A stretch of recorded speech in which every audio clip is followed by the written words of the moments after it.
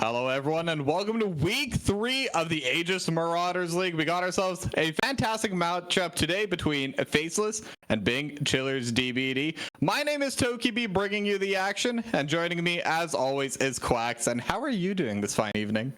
I'm a little bit tired. Toki just got off of a broadcast for the Saito Combine over there, streamed by the Blue Water League. So my voice is a little bit shot, might be a little bit lower energy today, but still, I'm hoping that the teams carry me through a little bit by bringing the energy as we've got Faceless versus Bing Chiller's TBD. And Bing Chillers in particular, Toki, has been an organization that has existed for, I think, longer than I have been a player that actually played competitive. I started my, I want to say, journey into competitive around 2020, and I feel like Bing Chillers has existed just as long as that. So I've gotten to see their ups and downs. I've gotten to play against the organization as a player, and I've gotten to cast the organization on multiple different fronts. And one consistent thing that they always manage to do is put up impressive results. I feel like this is an organization that is right up there with Drop Dead Gaming, that is right up there with Dorado Gaming in the ability to put up some rosters that can really challenge some of these top teams. Yeah, and let's introduce the roster for Bing Chillers as well. In the top lane, we do have Babbles. Jungle is going to be Capalot, Zero Domain in the mid lane, Jerry Bleu over on AD carry, Hagelas in support, and Dunzi being the substitute for Bing Chillers. Yeah, none of these names I recognize, but still, that just makes me all the more excited to see what the team is capable of, because when Bing Chillers see something in you, the chances are you're a pretty good player. So I would imagine this team definitely capable of pulling their weight, despite being on the lesser known side here in the AML, at least individualistically. But yeah, this is the team. They are currently 1-1, and they have not gone to game 3 once. So they are 2-2 in game score. It has either been a 2-0 or it has been an 0-2, which is the complete opposite of our other team, Faceless, who has gone 2-0 to start out the week in the Demacia standings, but has gone to game 3 both times, Toki. Yeah, and should be another strong team here. I mean, like you said, unbeaten so far, but to introduce the players, we got Jost in the top lane, I Get the Sauce in the jungle, THB Kalila in the mid lane, Goofy Boy Joe on AD carry, and Giddy Boy Joe in support. That's going to be fun to say many times fast. And Ninga Flinga in the substitute role. So should be a very solid team and should be really fun to watch, especially because, like you said, they're undefeated series-wise so far in the split. Yeah, for sure. And I mean, honestly, I'm just going to be calling them Goofy and Giddy. I'm not falling for the name shenanigans here this time around. I've been around too long to put up with that crap anymore. So I'm going to be calling them Giddy and Goofy. If they watch back the VOD and they're disappointed, well, sucks to suck. Anyway, we are into the draft, and already bans being fired out here. It seems like Bing Chillers just trying to cover their bases around some of those carry roles for Faceless. They ban away the Jinx. They make sure that is taken away from Goofy. And Faceless on the blue side, probably just going to try and snag something up here for either the jungle or the mid lane and really get that going, as I feel like we're probably not going to see a big tank picked up right away here, simply because the Trundle is accessible for both of these. Yeah, and there's still a lot of, I mean, like you said, all those big junglers are still in the pool. It's only game 1 of this Fearless, but it's actually going to be the mid laner. They're going to lock in the Aurora, though. I say mid laner, it has been flex top in the past, but yes, most likely it's still going to be in the mid lane here, I suspect. And really strong showing across multiple leagues I've seen on this champion, including World. So pretty solid first pickup. Yeah, Aurora, like you said, has the flex potential and also just has the damage capabilities into a lot of these other mid lane matchups, particularly the Orianna, who you can really just, I think, stat check until she gets a couple of items and then can fight back against you pretty well in the late game. But Orianna being picked up here for Bing Chillers will not be alone, as it will be paired up with the Xin Zhao. So that ball delivery system coming in with premium shipping here in game number 1, though. As I've talked about many times on this stream here at Aegis Toki, with Orianna, oftentimes you want multiple different delivery systems. I think that Xin being the only one is probably something that Bing Chillers want to avoid. So I'm really looking particularly at Heglaz to pull something out of their pocket in the engage department that can give an easier time for Zero Domain to hit that shockwave.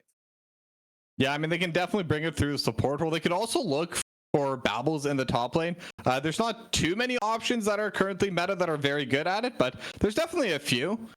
As we do see the Wukong and the Ornn getting locked in for Faceless. So weak side top going to be set up immediately. Could be countered here by Bing Chillers on R3 if they want, but pretty standard jungles so far, I'd have to say. And I feel like that's kind of been the pattern just for game 1 and 2 especially. Wukong, Xin Zhao, J4, they're just all going to be coming in. Trundle as well. And it is going to be the Ambessa locked in here for Bing Chillers. So a pseudo ball deliverer here, the Ambessa, when you have that public execution. Also, all the mobility is going to, prove well to get into the middle of the Faceless comp. But I think Ambessa is just as valuable of a team fight asset and a connective tissue piece for this Orianna to deal damage as she is being able to just stand on her own 2 legs. Ambessa obviously really strong in the laning phase, and Ornn does have his strengths. I think those brittle procs can be deceptively high in the damage numbers, but Ambessa, I would imagine, is the one that will rule this matchup, give that priority over to the Xin Zhao, and combine that with the Orianna, who has range over the Aurora, and it could open up a good amount of angles for Capelot to maybe look for these aggressive maneuvers into the Wukong's jungle, because of Wukong historically and notoriously weak until he gets that Cyclone. Yeah, definitely needs that level 6 to really come fully online. But we are seeing more bans coming through. Not too surprised to see the Poppy getting banned away by Bing Chillers. Obviously, very difficult to play the Ambessa and the Xin Zhao into the Poppy. And it's a very strong champion in general. As we are seeing the Nyla and the Lulu getting banned away by Faces now. That's a bit of an interesting ban to me. Yep, and we're going to probably see Bing Chillers look for something that packs a big punch in the AD carry department. Obviously, you do already have some front-loaded damage with Ambessa and Xin Zhao, but it also provides a lot of peel. I think that something akin to a Jinx would be really nice. Something that can go in with you would be really nice. So Kai'Sa is going to be the answer. Yeah, I like this a lot. I think this will probably be paired up with something like a Rel, and then we'll just call it a day. Full send on the Bing Chillers comp, and it's kind of up to Faceless to dissuade them from that. You can see that they're opting in for a little bit of peel with the Smolder and the Seraphine. Smolder obviously able to put down the mom and maybe dissuade the engaged Seraphine with that Encore. Loves to go against engaged comps, but it also does feel like Faceless are trying to cut their cake and eat it too, in a way. Have their cake and eat it too, rather, because you've got engage on the top side, but not a lot of follow-up from Smolder and Seraphine as possible. You do have the Encore, but I am really looking at Goofy here to be able to make the most of this engage from the top side. And I feel like that's where you could say this comp is a little bit disconnected. I definitely think that Bing Chillers, especially with that Leona lock, can have a much clearer identity and a more well-rounded comp where they want to go in, they want to be the ones starting up these fights, and they want to be the ones first to a lot of these objectives, forcing Faceless to oftentimes face check into them. So that is the name of the game for Bing Chillers. Meanwhile, for Faceless, it's about the engage, but it's also just about the Smolder stacking. I think we're going to be obviously keeping our eyes on Goofy a lot in this game, because anytime you've got a Senna, you've got a Smolder, you've got, a Nasus, that's a little bit less common. The stacking is always got to be at the back of your mind. So I do think that'll be something to point out, and combine that with the ornaments, and there is actually a good amount of scaling here for Faceless. It's just a matter of, are they too far behind in the early to mid game to actually make use of that? Yeah, definitely. And one other thing to point out is for the Smolder, this is actually not too bad of a lane in order to get those stacks. Kai'Sa, very short range AD carry. Leona can definitely go in. Obviously, the Zenith Blade really good at those snap engages, but with a Seraphine behind the Smolder, if they stay within their wave, especially, Kai'Sa can't really get too much damage out that Acathian Rain, can kind of play backwards, play to kite, and I think that is mostly the identity of how Faceless want to play. Just kind of work their way backwards. Wukong is going to be less of an engage tool and more of a peel / buying time for Smolder to just keep getting those Qs off. It does mean that they're going to have a much harder time in the early game, though, because Smolder doesn't deal that much damage until they get much more stacks later in the game. Right? So you do have a lot of these champions on Faceless that don't really operate until they either get first item or level 6. So I do think those breakpoints are going to be really important for the Faceless members to keep in mind going into this game, because if you fight on a bad timer, if you fight when you're not at those breakpoints, then you're just going to get ran over by the big chillers comp. Another thing I will say, and something that's obviously been a little bit more common, especially with Worlds running right now, has been for the blue team to swap up the AD carry and go for a 1v1 lane against the opposing top laner.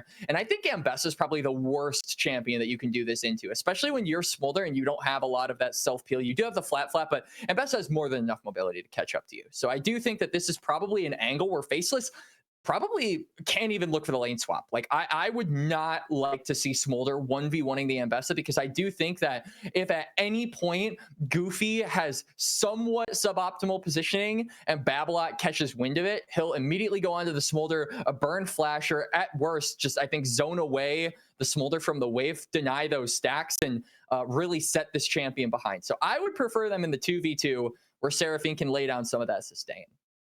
Yeah, for sure. But we will have to see how these two teams do decide to set up the lane phase, whether maybe even Bing Chillers will opt for that lane swap for those same reasons. But we'll find out once we get back to game. But for now, we're going to go to a short break, get that spec delay going. And as soon as we're back, we'll be back on the Rift. So don't go anywhere. We'll be back soon.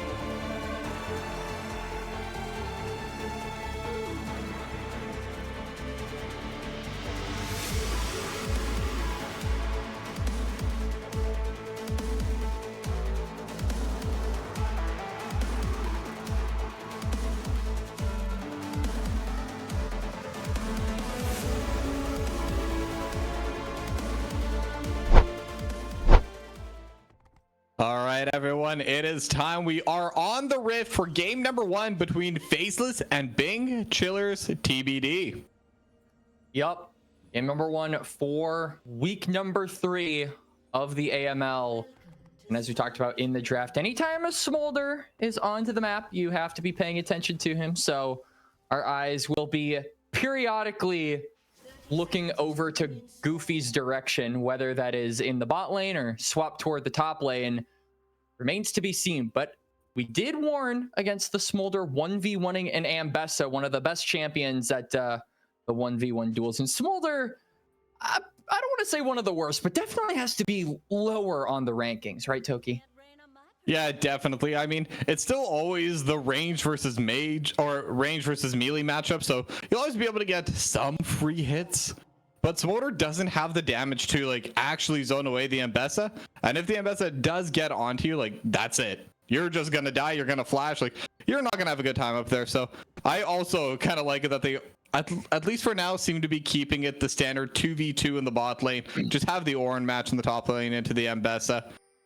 I'm a bit worried about their priority in these lanes, but I do think they should be able to scale as long as they just don't fall too far behind. Yeah, that's also something else we talked about in the draft, particularly toward the top side. I mean, Ambessa should have control in this matchup, assuming that, you know, a couple of brittle procs aren't enough to deter her. And then with the range advantage that Zero Domain has on the Orianna, oh, hang on. Oh, flash forward and Giddy Boy Joe getting run down right now. One more stack of plasma will proc. It looks like Giddy Boy Joe will be able to back away, and that Jared Blur is actually taking a lot of damage on the return.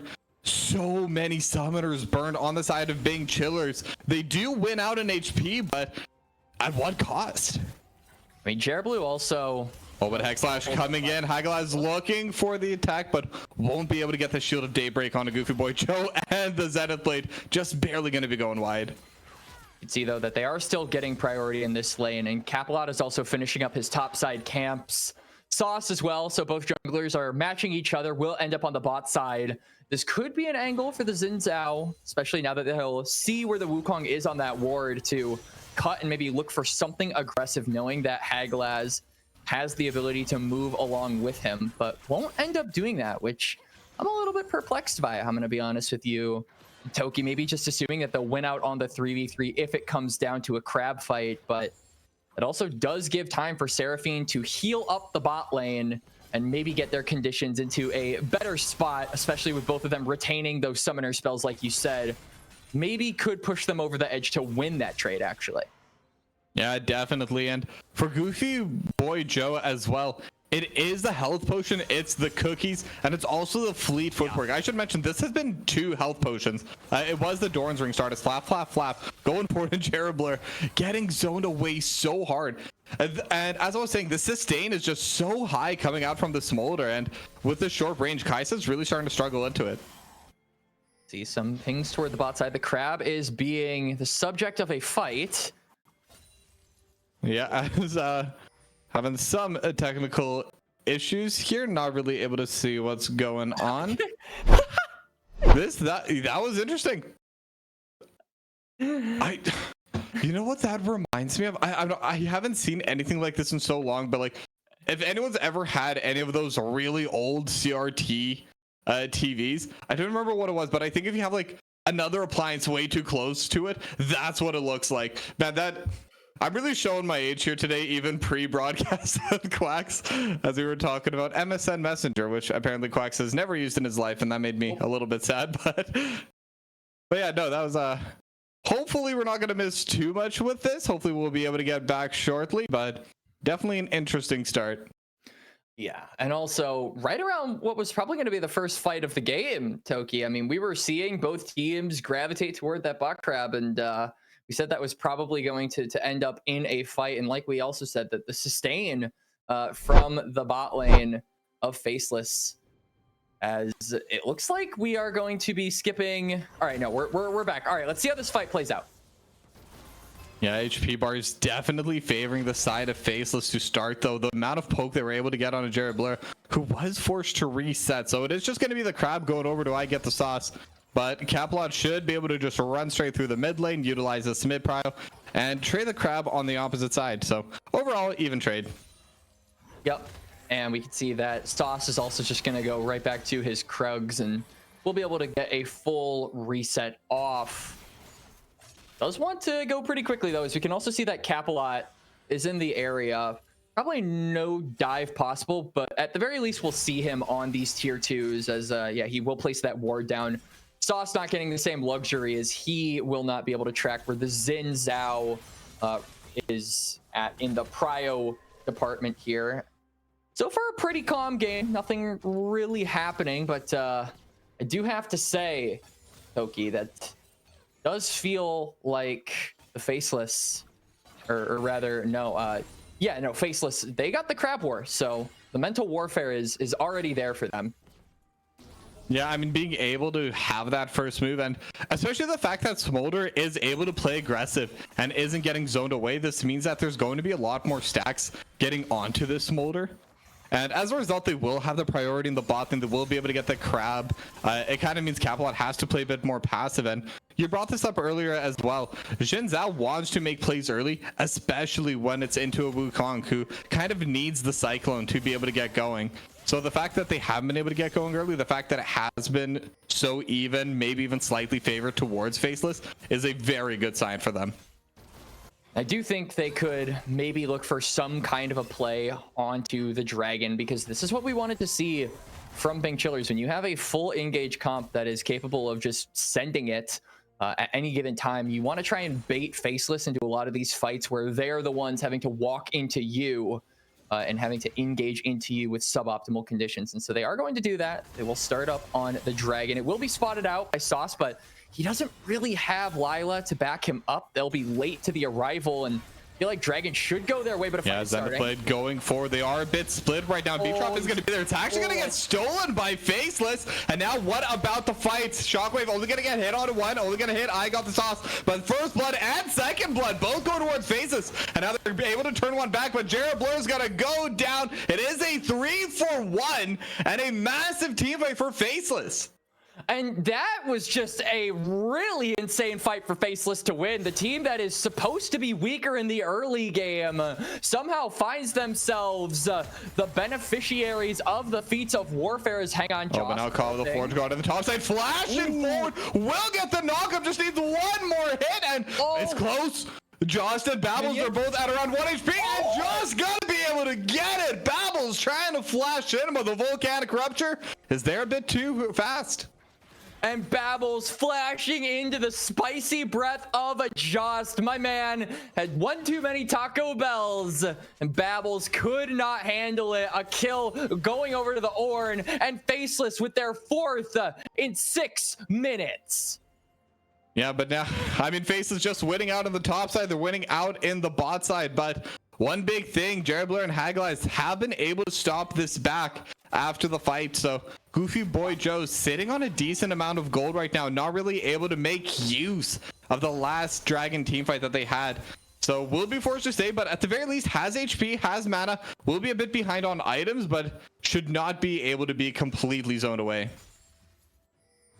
You mentioned that reset timer. That is a good thing to talk about, but I feel like it's going to be hard for Bing Chillers to actually capitalize off of it, because you can see that Capalot is all the way over on the top side. I mean, if we go for a 2v2 right now, I would probably favor the Kai'Sa and the Leona, but there's no real guarantee that if you win the fight, that actually translates into a kill, because now we can see Goofy and Giddy both hold on to those flashes, so they have plenty of defense in their line. And this is kind of the advantage that we talked about here with the 2v2. Sure, Faceless, you're not going to be the guys winning out in a lot of the trades, but you will be the guys surviving the trades. And I feel like that is just the name of the game for Smolder until he hits 225.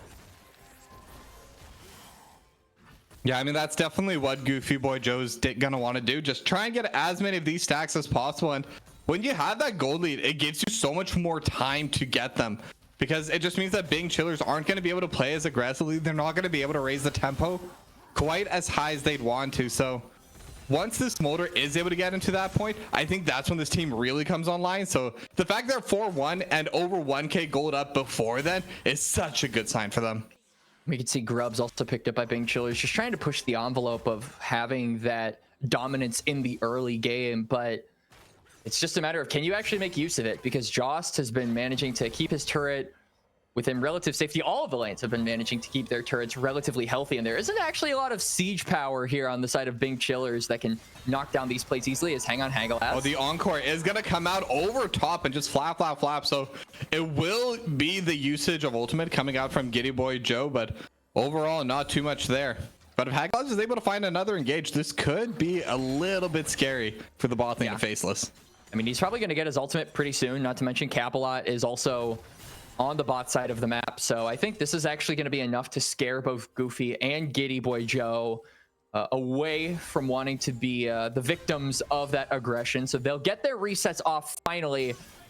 They might miss like half a wave as Blue and Hagglaz should stick around, and it's time to shove this. So Hang On, topside fight. Yeah, got the Forge God and immediately reacted to the public execution as well. Now we get the sauce. Is they're gonna use the Cyclone now and just gonna be a quick staff bash to get rid of Babbles. Another kill going the way of Faceless.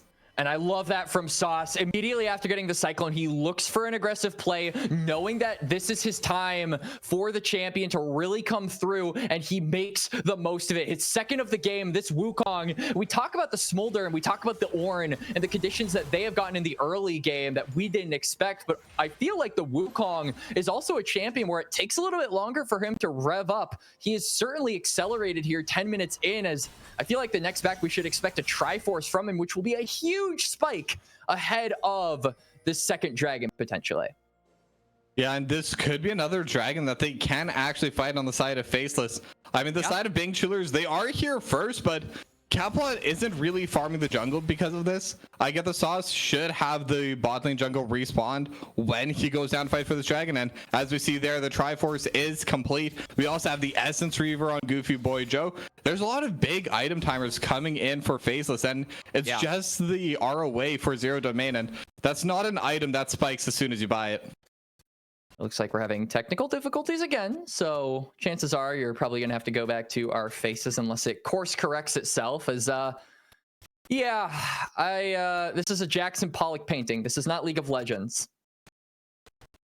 Yeah, I mean, we can try and analyze this painting, but I don't know about you. I know nothing about art, so I would just make a fool of myself. But you know what? Sometimes it's just fun. Yeah. I mean, I like the black on the left, and I like the purple on the right, and I like how it kind of bleeds into the blue. You know, it kind of makes like a cool transition of color. Yeah, and it's really showing us the state of the game, because it's not just regular red on the right side. You know, we got blue all the way down the middle. That's where they are on the map right now, and even the red side starting from us. Wow. Okay.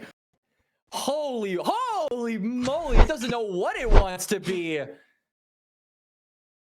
I mean, hi everybody. This is one of those situations. If you have one of those high fidelity monitors, if you have one of those like real color broadcasting stuff, like this is where you really come through. I mean, you don't need Picasso. Should be able to analyze the really colorful painting. Oh, true. Yeah.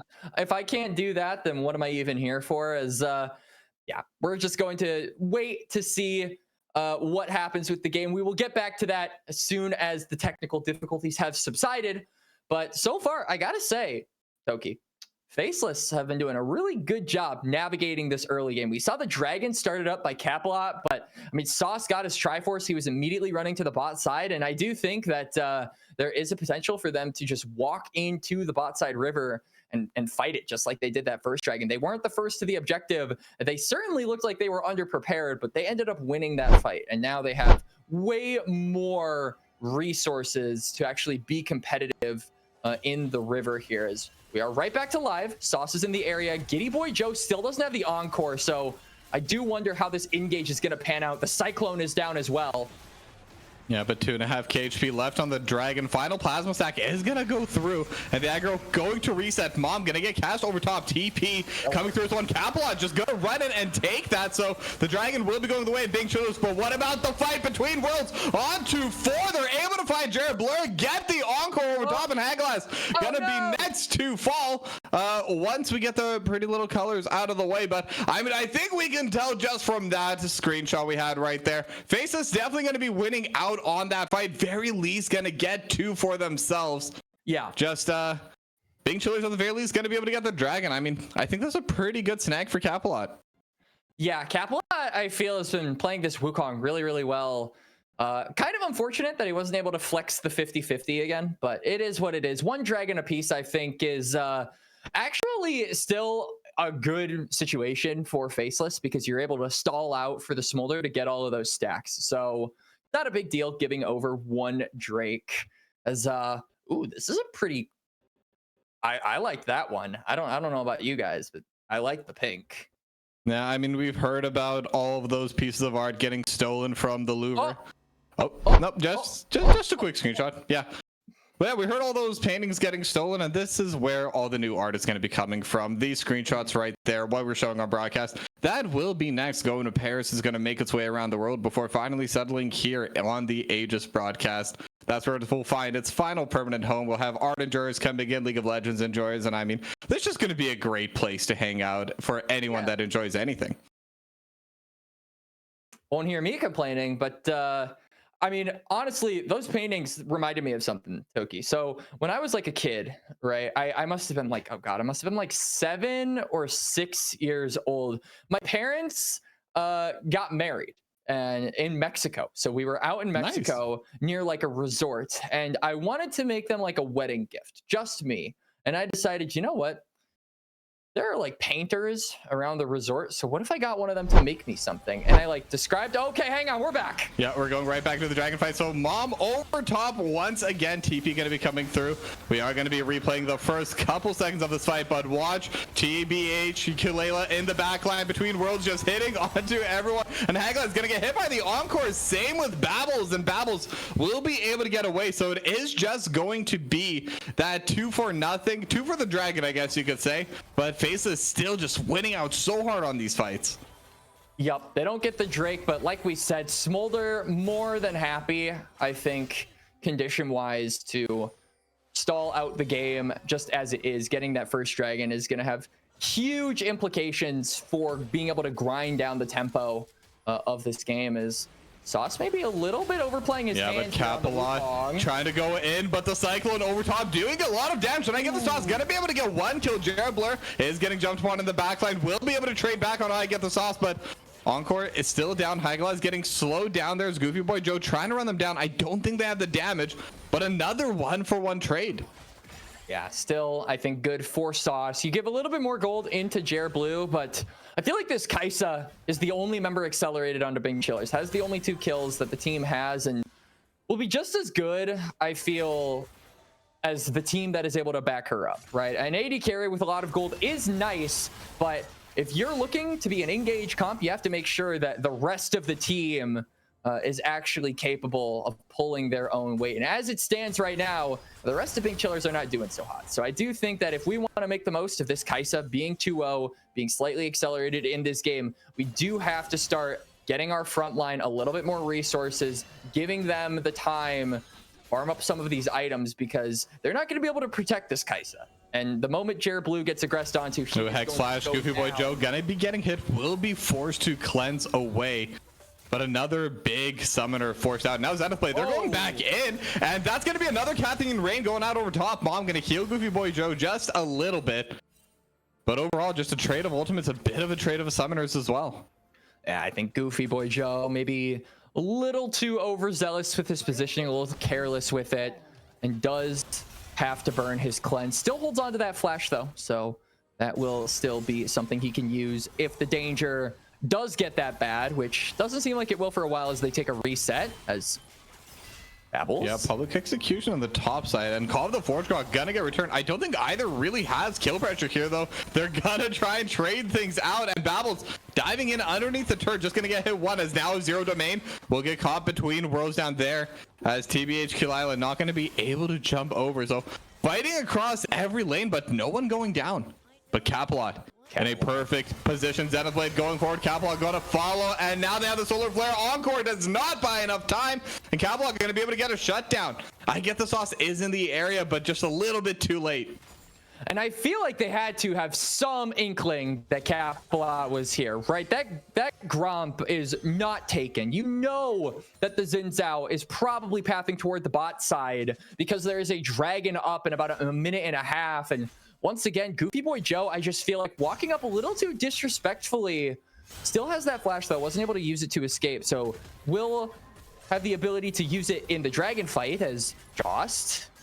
Yeah, they're still fighting. Jost actually flashing forward. And now they're trading back and forth. Is now THB, Kill Island, Zero Domain. Haglez is here as well. There's no mana left on this orange. Zenithblade gonna be able to land. And now Babble's flashing forward in return. Gonna be able to get the shutdown in the top lane. And just like that, we're within 1k gold. Yup, and now I feel like the gold lead, like you said, has slightly shrunk. Babbles will be able to get a reset off. We have the Hextech Dragon here, so if he wants to, he could just look onto the bot side and secure that part of the map with his team. Maybe give them a numbers advantage ahead of the Dragon. But he's going to instead opt to go for that top side and then use the teleport when a fight, if a fight does break out, which it just might. Herald being aggressed onto here by Faceless. So they're going to try and use this, I think, to pull pressure away from the Bing Chiller so they can get control of the bot side river. This is a pretty common thing that a lot of teams do, but still one that I think is a viable strategy. Yeah, and with that, I believe both teams now 2-2 on feats of monster slaying. So this next dragon will be giving that over. However, right now, Bing Chillers, we see how much HP is left on this bot lane turret. It is very low, so first tower would be the decider if Bing Chillers are going to be the ones that are able to get this dragon. Feats of Warfare has already gone over to Faceless from those early fights, but dragon spawning right now, I feel like that will be the next spot for the engage. We could see that Babbles is trying his best to push in this wave so that if Joss does TP, that the Ornn loses out on a little bit of resources. Just the calm before the storm here. Dragon is officially up. Both teams. I think everyone has their ultimates available. Oh, THP kill Lila. That's making me so nervous going against over. And now also getting hit by the blast cone, but I get the stop. Trying to fight on the other side, and THP Kilila getting dodged by Capelon. And now will immediately be going down. Mom gets thrown out over top, but you left your Smolder, you left your Aurora, your carries are all alone. And instead they're going to be turning their attention. They will be able to get Babbles. But so far it's a 2-for-1, and the HP bars are favoring Bing Chillers. It doesn't look like they've given up completely quite yet, as Giddy Boy Joe and Jost have been trading a bit, but now they're just going to back it out, and it looks like the third dragon is going to be going over to Bing Chillers. I feel like that was just such a messy fight there from Faceless. Sure, you're able to wrestle control back into the river, but you're completely split, right? Goofy Boy Joe and Lila were on the other side of the river, having to fend for themselves while your front line attempted to take down the Bing Chillers front line. And what resulted was a 2-for-1. Bing Chillers having control of the pit still, claiming their second dragon of the game. Just felt like a not so well coordinated effort there from Faceless, dividing their forces, falling alone, and Bing Chillers coming to collect. So this game really even now at this point. A huge turnaround. Oh, but now we get the sauce. Could be in a bad spot. Zenithblade has landed 3-town strike as well, and that's just going to be another pickoff. Now Goofy Boy Joe has the cleanse, has the flash. Should have Daybreak going to be coming through. Will be forced to use both the summoners, but Shockwave into the solar flare. They found two, and that's just going to be the full bot lane removed. Huge ultimate coming out of Zero Domain. And a huge turnaround for Bing Chillers as well. They're going to claim the first turret. It is the feats of it is the feats of strength going their way. And this, after it looked so rough in the early game, the Smolder accelerated, the Ornn accelerated, and now we're back to the paintings. Yeah, but I mean, all of a sudden, this game is basically dead even. The fact that Faceless, they weren't able to take that turret, they weren't able to take the fight, they just lose so much in such a short amount of time. But we still have to remember, because this is a scaling composition. They're expected to be a little bit behind. It's just when you have that position of power, it still definitely feels bad to lose it. And it feels like the positioning has been the biggest thing here for Faceless. So specifically, they're just walking up too far, right? They don't seem like a unit in a lot of these exchanges. Like, I feel like this is a front-to-back comp that you need to be playing as a 5-man death ball, and they are dividing themselves. They're walking up too far, and I feel like they are slightly disrespecting Bing Chillers. So I think if we can just see a little bit more of that discipline come through, they should be able to recoup their losses because, like you said, Toki, and like we've been saying on this broadcast, they are the team that scales. So I feel like they're still in an okay position knowing what is coming later.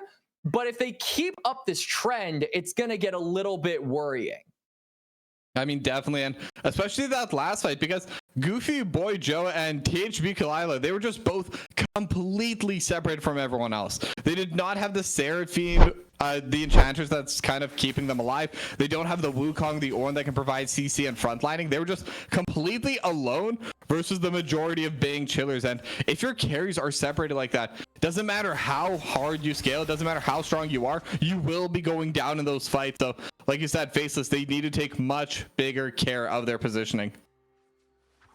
We can see that Lila is at least minding their positioning, going for a reset, not trying to test Babbles on the Ambessa. That tower on the top side, very close to being taken down, and it looks like Zero Domain is going to take the reins on that part of the map as the Orianna does arrive. No objective coming up for a really long time. I will say, though, that the Otacon is spawning on the bot side, so I feel like it's kind of strange that a lot of these teams are up toward this part of the map where the Otacon isn't. Yeah, but there is the low turret here, and Zero Domain definitely looking to snag it back. He wants it so bad. I mean, it's a decent amount of gold. It's almost a full kill, I believe, for the tier 1 if you're able to grab it as a solo. So Zero Domain with these extra pushes and getting so much poke on Lila once again. And if they're able to take the turret, I think if they knew that it was just the Aurora here, Zero Domain could have definitely just forced it down, but still trying to be a little bit careful in case someone's just sitting there behind. I see no reason why they wouldn't think that Aurora is alone. I mean, look at the vision line on that Tribush and then on that area where you can look to intersect and maybe look for a gank. Like, you know, Shockwave going to be coming through, and the flash forward will be dodged away. Xenoplate's not going to be there, and with the Between Worlds, Kulila just going to be able to get away. As meanwhile in the bot lane, we're going to get called the Forge God, but now instead Public Execution, I get the sauce, is the one that's taking a lot of damage, will be able to get the heal for the redemption, and that's enough. I get the sauce, gonna be able to survive. Camelot still trying to fight, will be able to trade it back 1-for-1 as Jerbler coming in, Encore over top. Killer Instinct may have brought you in a little bit too far as Camelot still trying to fight, will get shut down by Goofy Boy Joe, and now Goofy Boy Joe will get finished off by Zero Domain, and everyone's just TPing in. All of a sudden, you wanted them in the bot lane, they are here, but Giddy Boy Joe gonna get finished off, and THB Kulila will get the shutdown, will try to get back to safety, but Hagalaz not gonna be able to end Zenith Blade. The Hex Gates are going to be there, but can THB Kulila get away even with that? It doesn't look like they're being followed completely, but they are gonna get the vision, and I think they're gonna be gone. I'm not even sure who won in that exchange, but everyone's definitely accelerating the pace. I mean, nobody got the Otacon, right? Every team limped away from that fight as they all suffered casualties, but I feel like the biggest breadwinner 100% has to be Zero Domain. Now 3-0-3 on the Orianna. Those shockwaves are going to be so concussive in these next few fights. If he can land a big one, it will give such a big opening for the rest of Bing Chillers to look for a secondary engage. Otacon is up, Dragon up in 30 as well. This would be soul point for the Bing Chillers. Faceless, I feel, wanted to grind down the tempo, the pace of this game, but their carries, they're not yet at a strong point. Smolder just hit 2 items, but is still, I think, a ways away from 225. Babbles misses the public execution, but chunks out the Smolder still. Yeah, I mean, that's just the life of a Smolder into an Ambessa. If there's no one around you. Carry. I mean, yeah. I had a talk with someone about this the other day where I didn't know Shen's Q was magic damage. And I was like, how could you not know? And I said, as an AD carry, I don't care if it's magic damage or physical damage. It all one-shots me anyway.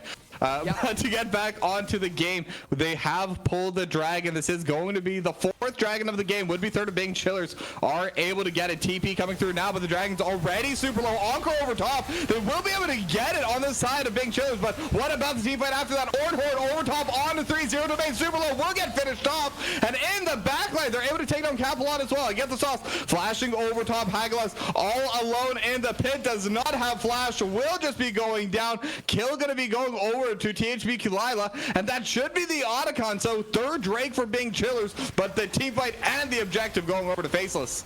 Yep, Faceless are going to get the Otacon, and it feels like off of a massive engage there from Sauce. And not only was it Sauce, but I felt like it was also Giddy Boy Joe on the Seraphine. A huge encore for him as well. And this is what we talked about. A lot of the AoE from Faceless is so damning if it hits. And this is the comp that scales. They don't have the scaling objective in their hands, but I feel like the Otacon will do so much for getting this Smolder in a position where he can really start pumping out those damage numbers.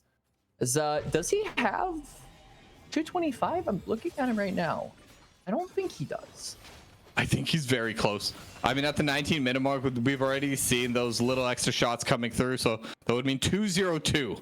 Okay, so very close. By next objective, we'll definitely have that execute, and that's going to make things so much scarier.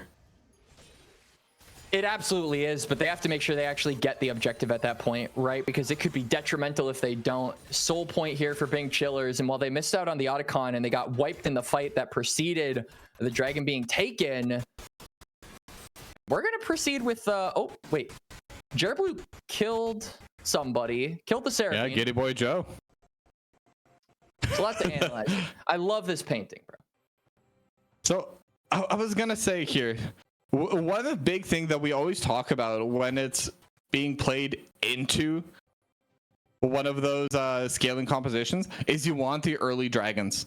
You want as much of them as possible, right? Because if you get the soul, all of a sudden that scaling is has a lot less meaning in general.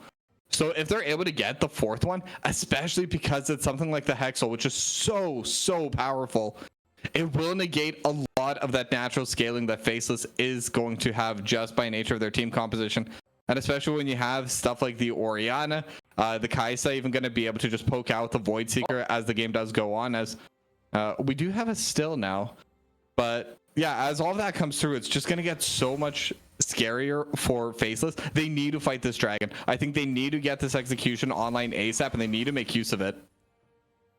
They definitely do. I feel like... oh, public execution from the side. That's how they're able to snag that one. Yeah. Really nice angle coming out from Babbles, as Mom is going to go over top of 2. At the very least, 2 stacks going over to Goofy Boy Joe, as Josh could also be taking a decent amount of damage, but I believe as the Orn should be able to just get away safely here. Yeah, even going to take the count on the way out, but Aegis is going to be here as well. Will charge forward Zenith Blade as well, and they're just burning everything onto Josh, and now the Forge God is going to knock up Zero to main TP even from THB Kulila, but I don't think they're going to be able to follow through on this. Yeah, they expend a lot of resources, 2 ultimates actually, to try and take down the Orn. Unsuccessfully though, as he will get on away. They do burn the teleport though, like you said, so maybe that could come in handy around this dragon up in about 2 minutes and 30 seconds. Another underrated factor of this game that has come to light though recently, Toki, is Jost hitting level 15. You can see those ornaments are in the inventory of the top side here for Faceless.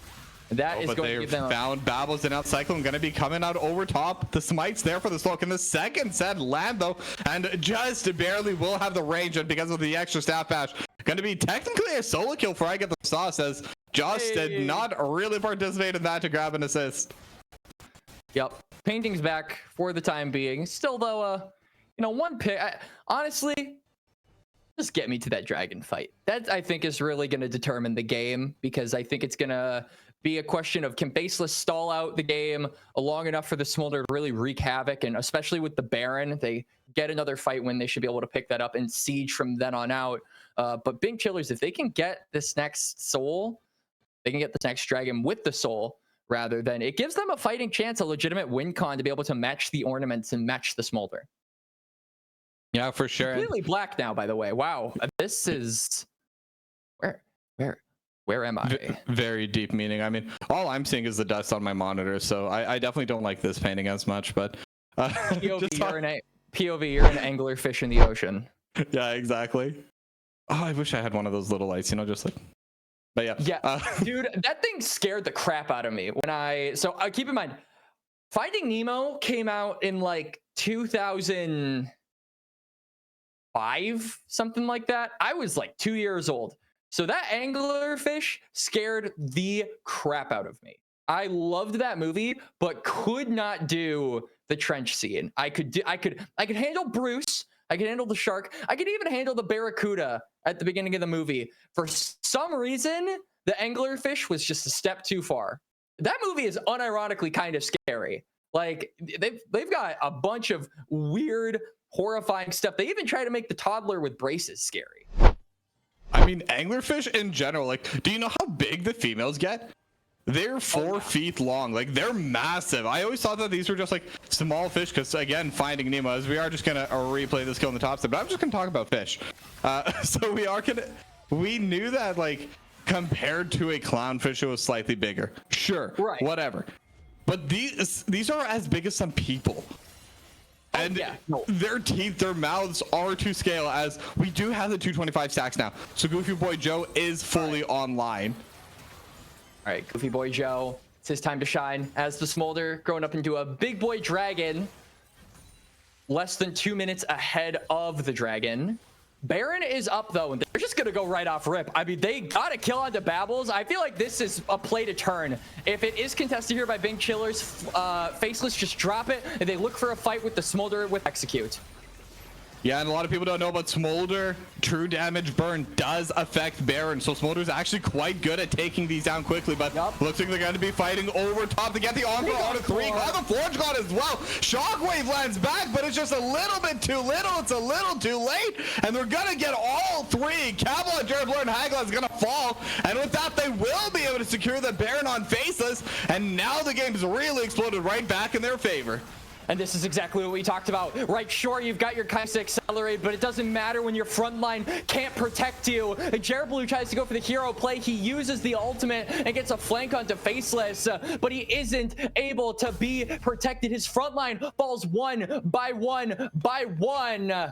And he is left all alone. Baron acquired for Faceless, 5 members strong. They've got access to the Hex Gates, and Big Chillers gotta pray that Capilat has been training his Smite 50/50s, because I feel that is the only way they can get back into this game. I agree. I think they just have to be able to get this dragon, but it spawns in 25 seconds. More ornaments now on the board. Goofy Boy Joe just got the Essence Reaver upgraded, and they should be able to get this mid-tier 1 at the same time. So just everything going in their favor. But now I get the Sauce trying to go for a fight. Is a little bit alone. Shockwave getting used on 1 public execution as well, and that could be the Smite getting removed, but instead it's Hagla going down full Cyclone. Still alive. Goofy Boy Joe in the backline will eventually fall. Actually, no, that was Goofy Boy Joe. And now T10 Domain and Capilat all trying to get away, because it has been 3 for 1 so far. Ooh. As a double kill for THB Kalila. Call the Forge God as well, but no one can follow this up. This will prevent the soul for Big Chillers, and it's another one team fight for Faceless. And I mean, they really over-aggress onto the Sauce. They try to get the Wukong. They thought they had the angle, but what transpires is they are just sent deeper and deeper and deeper into the Faceless meat grinder, and they all get demolished. It is almost a clean ace for the Faceless. They will pick up the dragon. They will deny the soul from the Big Chillers. And that just might be the straw that breaks the camel's back. You got 5 minutes left against the scaling comp. Dragon. Is that enough for you to try and get something back when it feels like you have officially had your time in the sun? It has set, and now the Faceless are here to collect. And you know what really makes it scary for Big Chillers from that fight? Call of the Forge God wasn't needed to win that team fight. No. That was I Get the Sauce getting caught out. Somehow instead Smolder ends up dying. 80 carry lifestyle, I guess. And then Call of the Forge God just was never used. This was the perfect start for Big Chillers, and it still went the way of Faceless, and they're going to continue outscaling, and it's just going to get worse and worse for Big Chillers.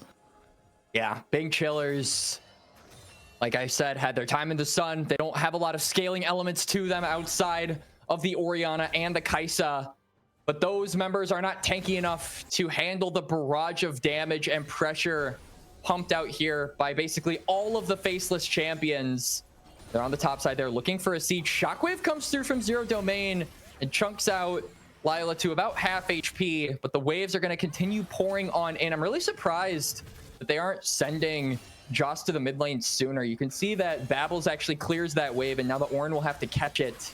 This does mean it gives some breathing room over to the Bing Chillers to try and collect themselves, lay down vision, and maybe look for a pick.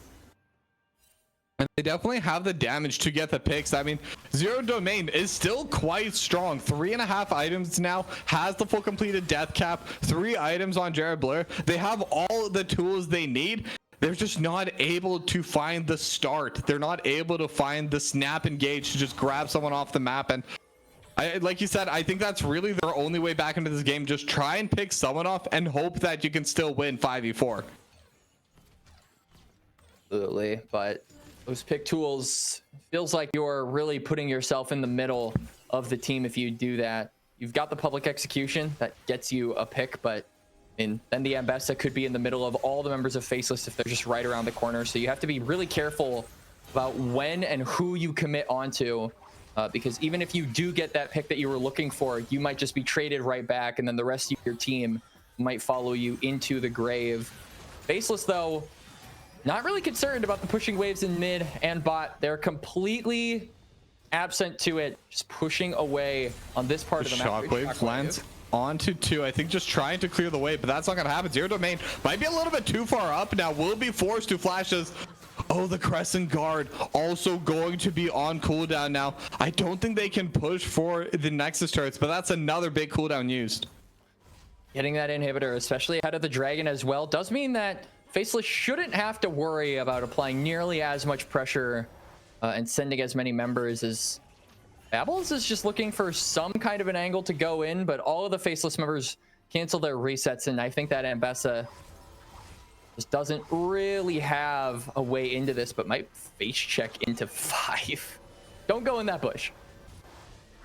Yeah, everyone will be able to get their resets off safely. I'm actually surprised that the Sundering Slam wasn't able to cancel those recalls. I thought it hit 1 or 2 of them in the bush, but I guess slightly out of range. But they're setting up a death brush, and when you have this kind of team composition, it definitely is just a little bit of desperation, just trying to find anything that's possible.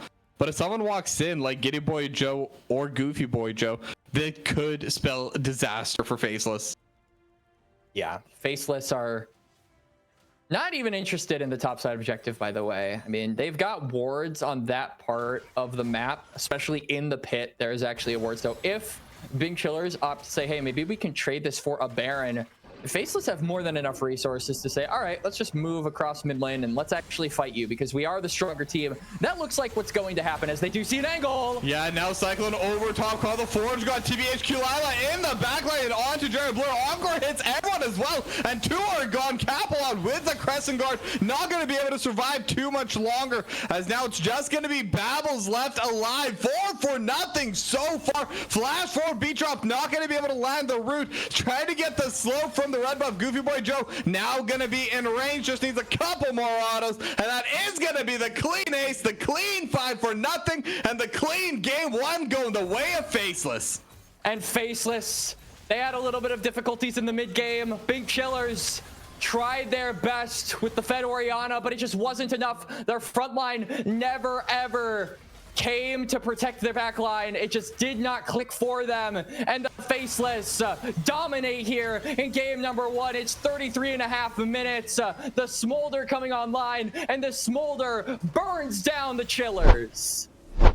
And I think that's a scary thing when you're into those scaling compositions. You can't lose the early game. You can't lose the mid game. No. And if you bring it too far to the late game, all of a sudden, even if you had a lead, it's going to be negated or just completely gone. And yeah, Faceless, unfortunately, they did get the early game victory. They fell behind a bit in the mid game, but I mean, definitely did not have issues getting back in.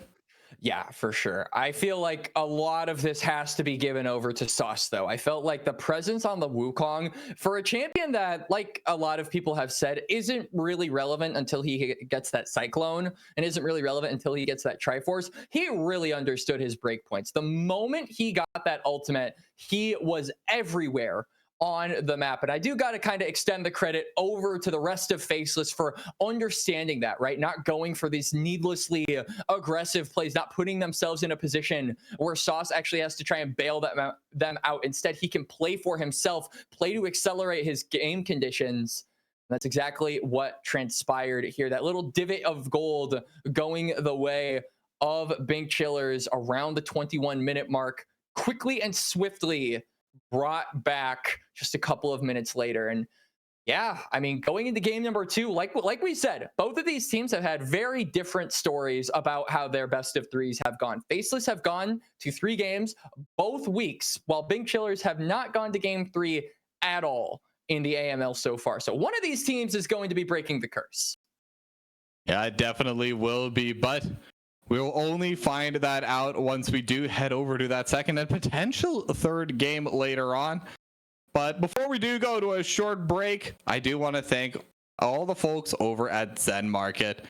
Now, Zen Market is your one-stop solution for buying products directly from Japan. They'll help you buy items from over 10,000 shops in Japan, as well as place bids on auctions on your behalf. They even consolidate all your items safely into one box and can ship internationally. They provide excellent customer service in 19 languages, which is why Zen Market is trusted by over 2 million users worldwide.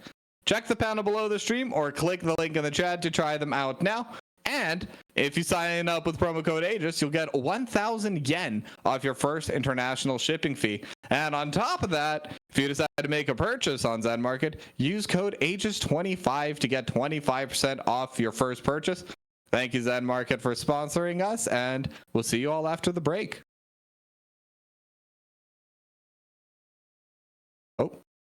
Oh, transitions being a bit laggy, but yeah, Zen Market. How's everyone doing? Yeah, I mean, you know what? This has been fun. This has definitely been fun. But okay, genuinely. So I see a lot of stuff in your backline. Do you collect figurines?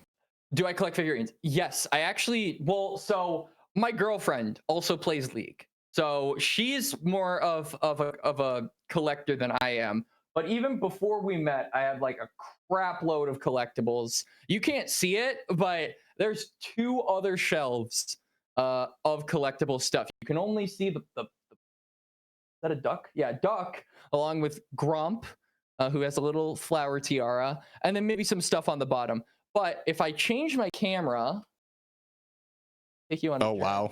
Yeah, there's a lot more stuff. So unfortunately, the Aegis like barrier things are pretty linear, so you can't actually see the rest of it. But if you catch me on Titan, you'll be able to see all of it, because they have like the opposite, where it's extremely rectangular and sometimes my hair cuts off.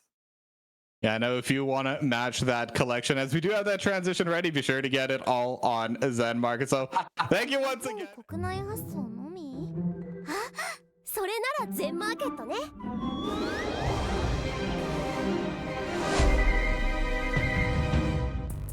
すごい迷宮だ。あの商品はどこに？あそこだ。でもどうすれば。おわ、わかった。よ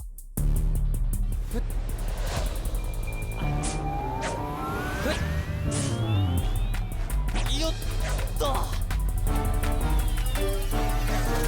っ。うん。はっ。よし。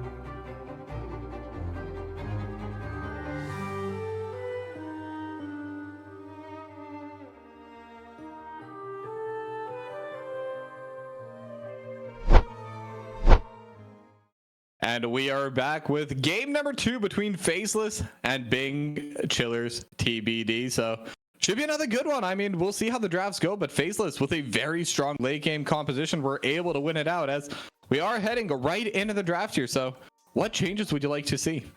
Honestly, I feel like with Big Chillers, it's just going to have to be about limiting what the bot lane can do. I feel like we saw a good amount of aggression come through from Jared Blue and Hagelaz. Obviously, that level 1 was really good from Leona.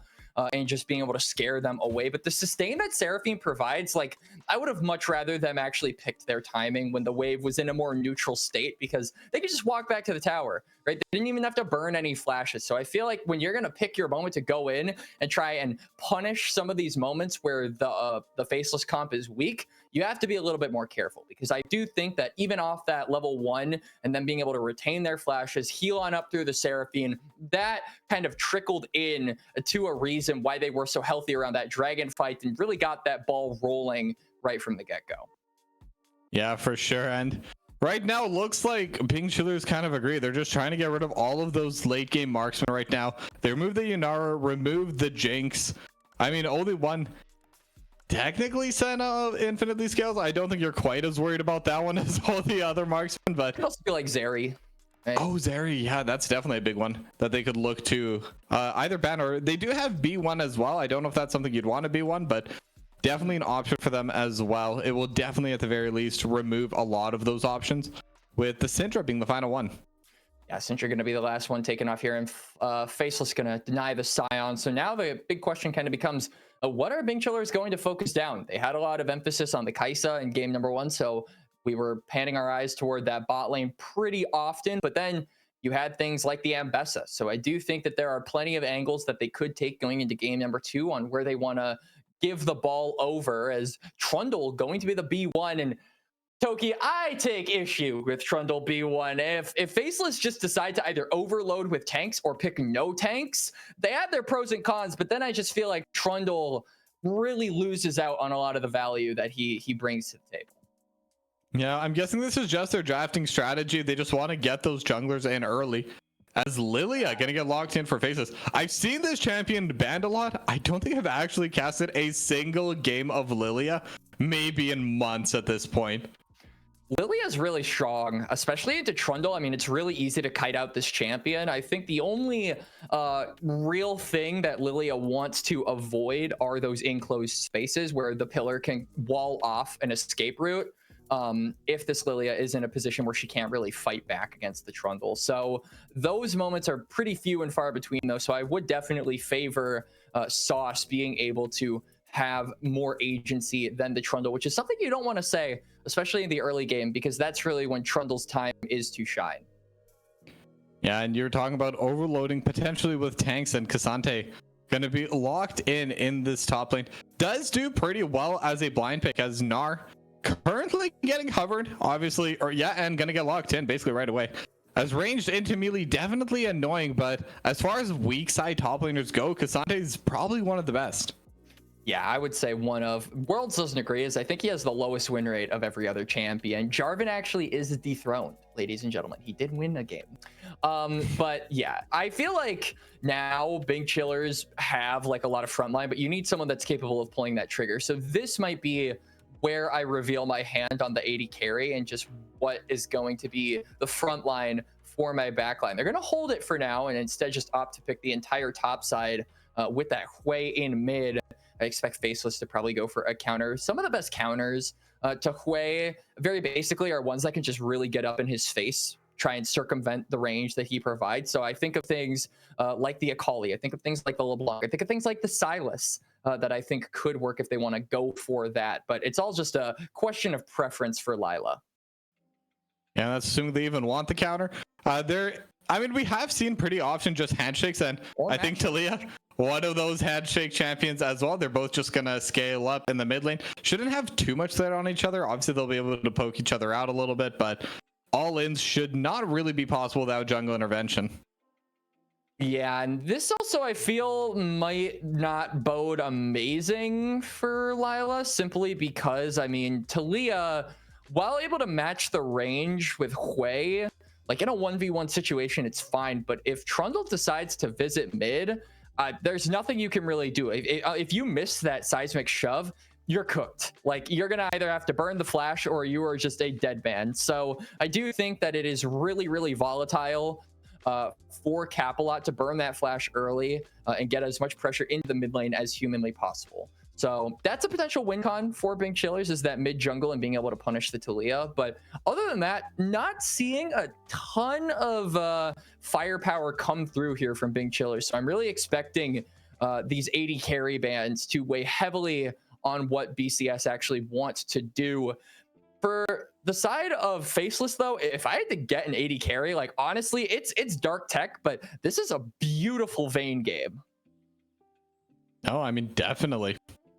Vayne has, I mean, Tumble is such a strong ability. You're just able to kite away or kite in, having the extra mobility. There's so many armor stackers, like, and Trundle is gonna get more armor with his ultimate. Vayne is beautiful here. If Faceless, or if Goofy Boy Joe decides to pick it, I'm gonna be so happy.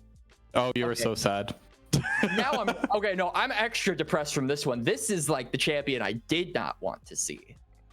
No, and I think I agree, because I mean, Jin, not really well known as a tank killer, not really well known as. Yeah, you're right. So Trundle, that's going to be another target for the Trundle. So they haven't locked it in. They might swap it. Okay, Xayah. I think it's not as good as the Vayne, but at the same time, not many 80 carries do practice the Vayne super often. So I think between those two, I would definitely take the Xayah over the Jin. I think it is going to help quite a bit in those fights. It will be able to root up Trundle with a Blade Collar as well, just because Trundle, pretty one-dimensional, just going to be running at you. Featherstorm going to be super useful into the Gnar as well. The more I talk about it, the less I hate it. I mean, I don't really hate Xayah anyway, but Vayne would always have been fun. Yeah, Vayne is always fun to cast, but we are going to be seeing Bing Chillers go for the Bard, which does signal to me that maybe we get a more weak side 80 carry here. Something akin to like an Ashe could be possible. Ezreal could be possible. Yup. I mean, you could also even do like Sivir. There is a good amount of engage from this top side. So On the Hunt, I think, has a ton of value in it. But that is a little bit of an interesting thing, because we were expecting the 80 carry to be something with a little bit more firepower, a little bit more juice, if you will, as the Sivir is going to be locked in. Yeah, I don't hate this from Bing Chillers, but as it stands, similar to game number one, you're on a timer to make this work. If Trundle isn't able to accelerate himself in the early game, if Gnar isn't able to find some kind of gold advantage over the K'Sante, and if Hui isn't able to, you know, go up against the Talia and match that wave clear, if exceed that wave clear from the Faceless side, then I feel like you are going to be in a bit of a bind, because Faceless, on the other hand, do scale really well, do have a lot of tools to disengage you, and do have a lot of damage at their disposal. So I feel like Bing Chillers, they want to win. It's got to be in the early game. It's got to be accelerating your Trundle, moving into this Lilia's jungle, and looking for those proactive plays. Yeah, I mean, definitely that's exactly what they're going to be doing there. So one thing I do want to mention, though, with these two compositions is I think I agree. Late game definitely Faces is going to be out on top. They're definitely going to be the strongest ones, but I don't think it's as drastic as it was in game number one. I think they have the Sivir, they have the Hui, they will be able to scale up further. There's no infinitely stacking Smolder, and there are short range champions on Faceless, so this Sivir is going to be able to get those boomerangs just bouncing around. Could definitely be scary. Yeah, I feel like this is going to be really up to Sauce in this game. I mean, we saw him perform in game number one on the Wukong, but I feel like now it's a question of like, okay, the ball is in my hands once I get level 6 and I can kind of be more of a carry / facilitator role. I feel like Wukong has so many different things that he can do. He's super versatile in the current meta. That's why he's so highly prioritized. Lilia is a little bit more linear, where you do have to be the carry. The ball does have to be in your hands, and you do have to deliver a slam dunk if you want the win. So I'm really looking at him to be the difference maker here, because Talia, Xayah, and K'Sante, like, these are good damage dealers, but they really, I don't think, push them over the edge against Bing Chillers. I think it does have to be that Lilia that makes the difference. So that's fun for me. It's jungle talk all day, because the Trundle is the win con for Bing Chillers, because they need to get stuff done in the early game. Lilia is the win con, because without her, I don't think they have enough damage. This is right up my alley. This is what I love. Well, hopefully we'll be able to get right into that. But before then, we are going to be going to a short break while we do get our spectator delay. But don't go anywhere. We'll be back soon.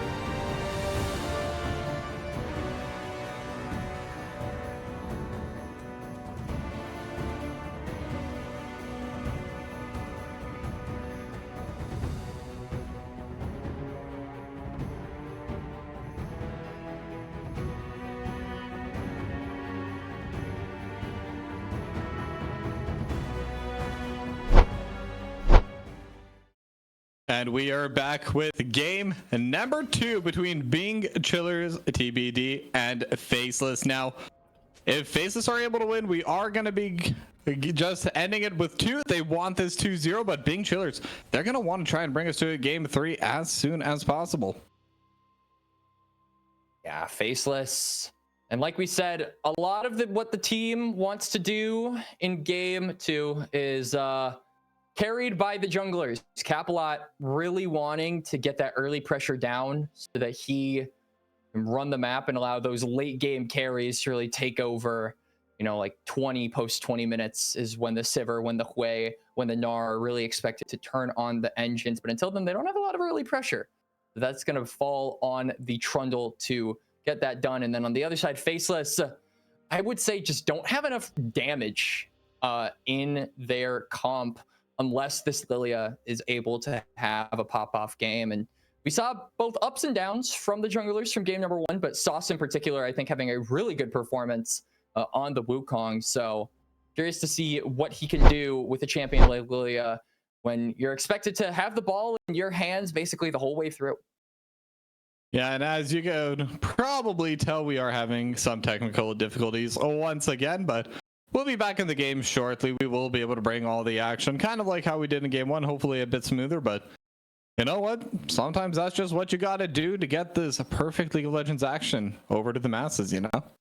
Yeah, absolutely. And honestly, not a ton to talk about from the draft. I feel like this is like a very stock standard draft from both teams. I think the biggest question marks or like the biggest differences between like this and like a really, really high elo draft would be like obviously the Lilia is a big one, but then the Xayah as well. We were talking about like the value that Vayne might have brought or something that is capable of damaging this front line. Xayah, while not lacking in the damage department, is more reliant on that E and ult, right? So you are more of a spellcaster than you are an auto attacker, and I do think that lack of consistent damage could be something that could be exploitable from the side of Bing Chillers. I also do think that the Feathers Fly ultimate doesn't have a ton of value in this game. Like usually Xayah is picked into things like the Vi, things that have these pick tools that can immediately snap engage onto you. Faceless don't really, or rather Bing Chillers don't really have that. So I do think that you lose a little bit of value as Xayah when you want to be an auto attacker, you want to be a consistent source of damage, and you also pick Xayah when they have snap engage tools to actually get onto you, which there aren't a lot of in this game. So I think those are going to be the 2 big X factors for Faceless if they want to get the 2-0. Yeah, I definitely agree. I mean, the only thing you can really use that Featherstorm for, maybe the Gnar coming in, trying to get that slam into the wall. And there is a fun little interaction as well with the Tempered Fate coming in from the Bard as well, where it does make it a lot harder to time the follow-up after the Tempered Fate if you cast Featherstorm right as it's about to land. But again, those are definitely quite niche. Those are definitely not the ones you're going to be aiming for. But the one positive I can see about all this is, for the most part, Bing Chillers, they do just kind of want to run at you. It's the Sivir, it's the Gnar. Using the Featherstorm, not for the dodge, but just to lay more feathers down, that on its own could be pretty good at just scaring off Capalot, scaring off Jarabler from following up. So there's definitely going to be some use from it, just maybe not the standard that we're used to. Yeah, it's going to be a little bit more niche and maybe a little bit more awkward, I think is the word that I'm looking for. But that's also a good thing for Lilia too, right? Like you obviously have engage, you've got the bowling ball, you've got the potential to, go for those cues and then immediately skirt away with your movement speed. But Lilia is also more than comfortable getting engaged onto, throwing down those cues and being able to get some of those massive sleeps. And I will say, I think that Faceless's comp is really good at being able to capitalize off of big sleeps. Like if you can get like a 3 to 4 man sleep, that fight is just instantly won. I don't actually think there's anything Bing Chillers can do in the face of that. So they have to be very mindful of this Lilia. All right, so something appears to be wrong with the spectate link. So I am going to take us to a small little break here while we just wait for the technical difficulties to subside. And then once they do, we'll get right back onto the game. Apologize for the delays. We'll see you guys on the other side.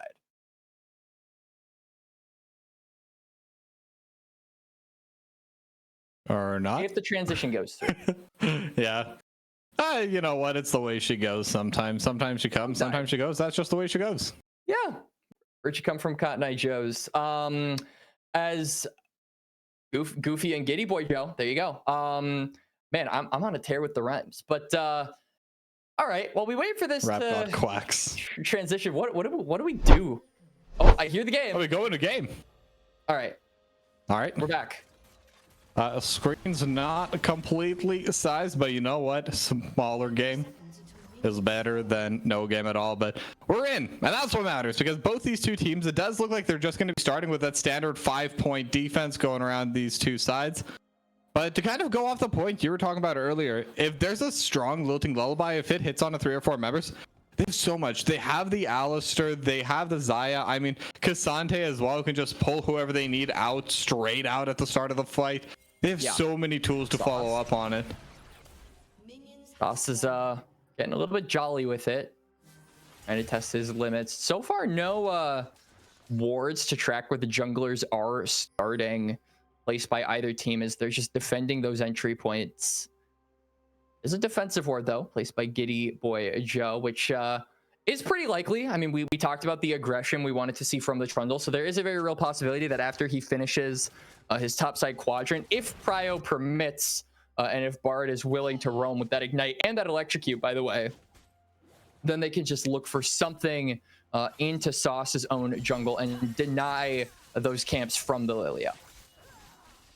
Yeah, for sure, but we are going to be seeing right now over in the bottom lane, Sivir just doing Sivir things. Basically, Perma getting Prio in the bot lane. Now, later on, Xayah gets to a point where she's going to be able to one-shot the wave as well, but we definitely need a couple more items, need a couple more levels before she does have the stats to do that. And then we're still seeing Zero Domain just kind of winning out on those trades. Has had a really strong game right now for Big Chiller, so maybe this Hui is going to be what they need to win out on game number 2.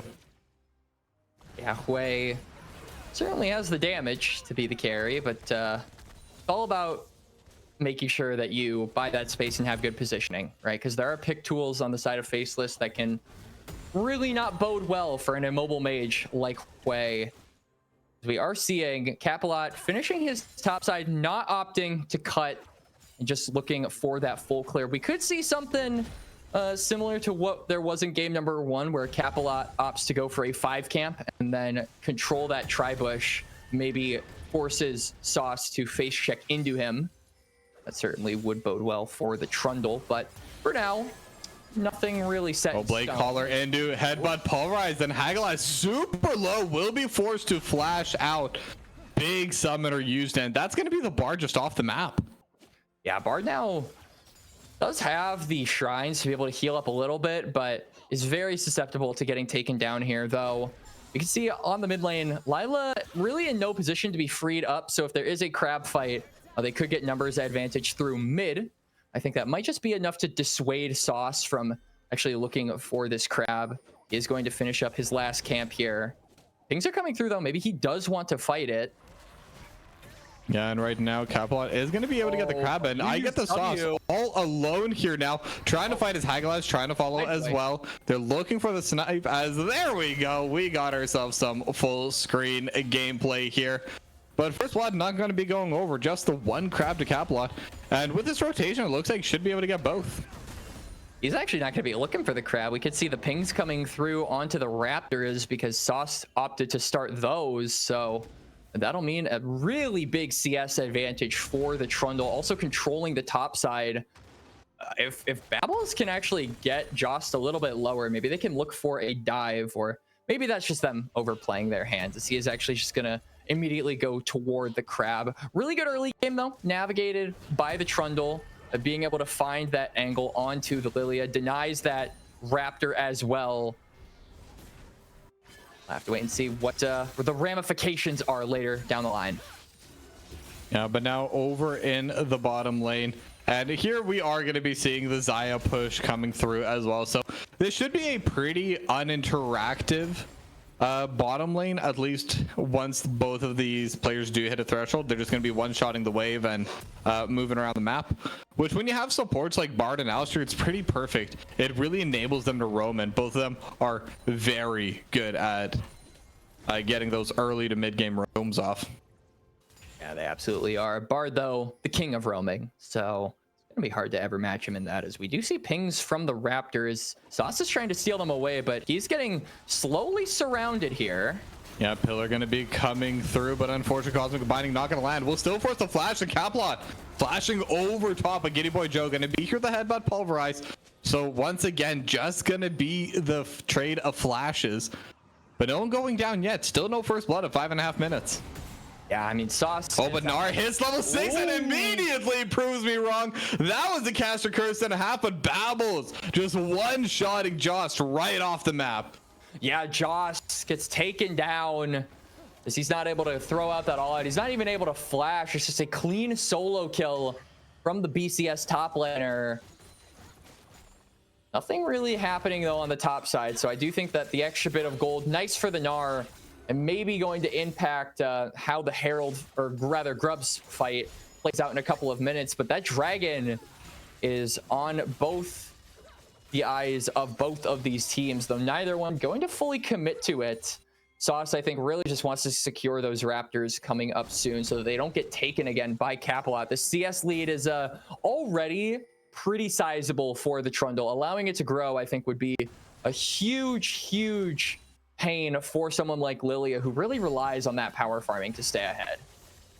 Yeah, and it looks like they will be matching each other once again over on those Raptors, as I believe they both do have smites, and it is going to be taken by Get the Sauce, but now they are looking for the snipe. Just need a little bit more damage, and the Comet gonna be there to finish off the kill. Zero Domain gonna get the second kill of the game. There's pretty heavy trading in the bot lane as well. Goofy Boy Joe not gonna get stunned into the wall with the Cosmic Binding. I think that could have been very dangerous had that landed. Yeah, really good restraint there from Caplot to stay. Oh, but headbutt pulverize on into it. Goofy Boy Joe riding forward, looking for Hagelaz, and with the trap, they're going to be able to get the kill. As now Jared Blur got to go forward, will be able to trade one back, and that's going to be the Feats of Warfare. Featherstorm over top. Goofy Boy Joe with a double kill in the bot lane.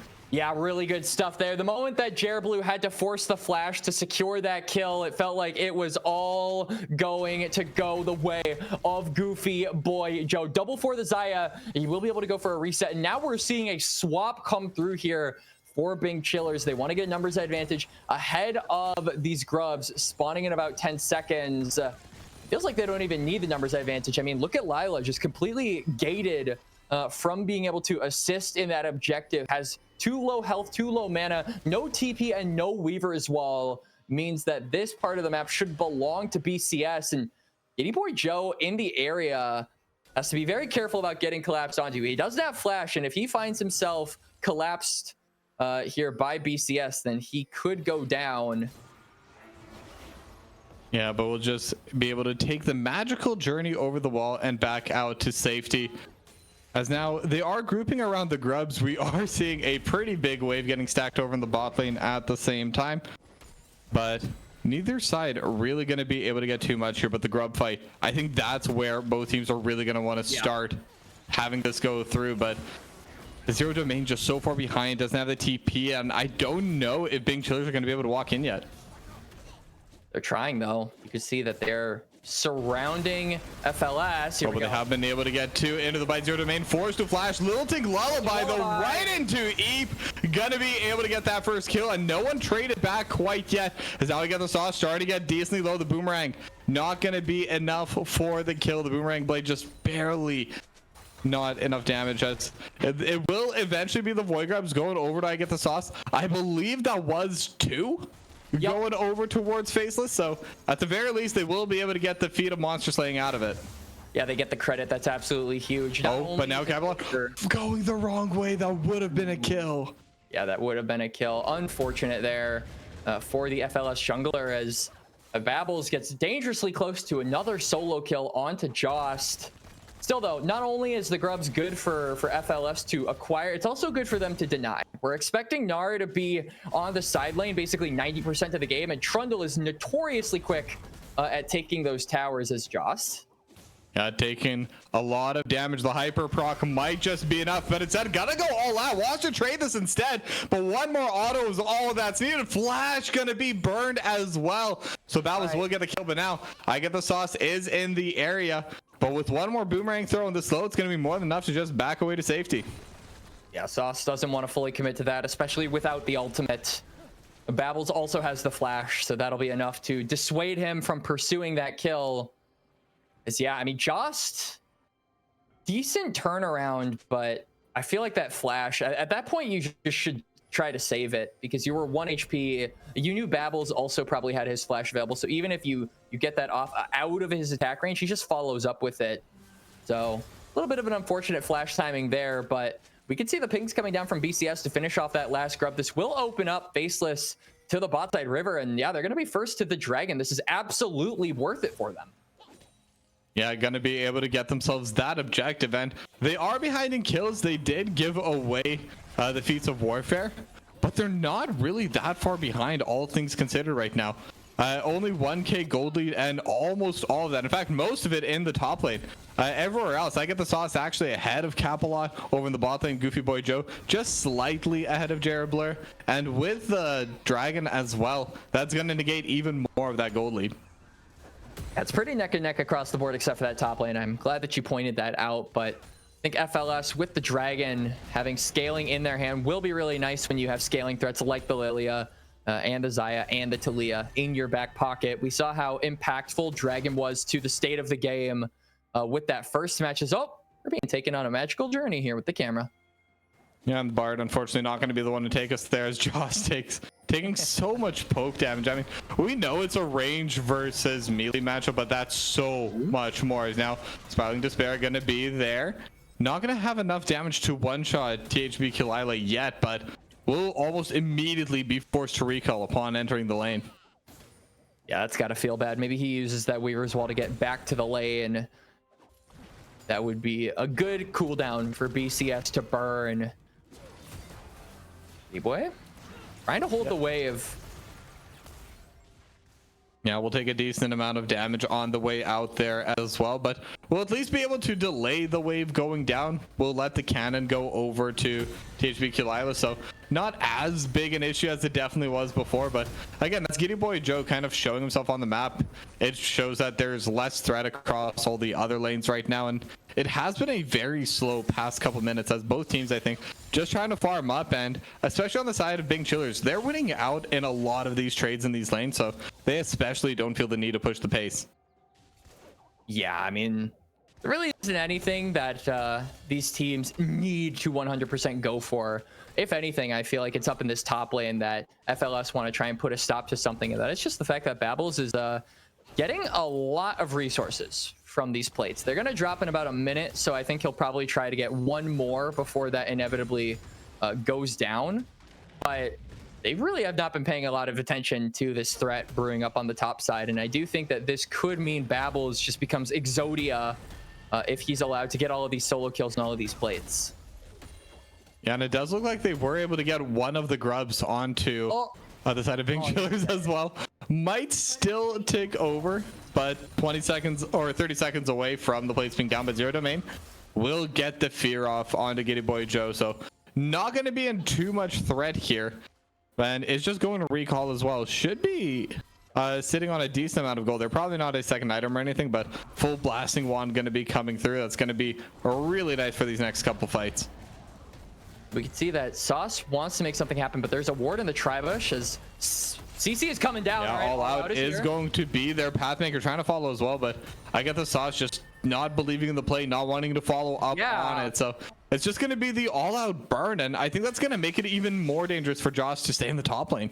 I'm really surprised that Sauce didn't like that play. I mean, he was stuttering back and forth in that bush on whether or not to commit. All of the CC was layered down there from the Cassante. I don't think you're going to get a much better situation than that.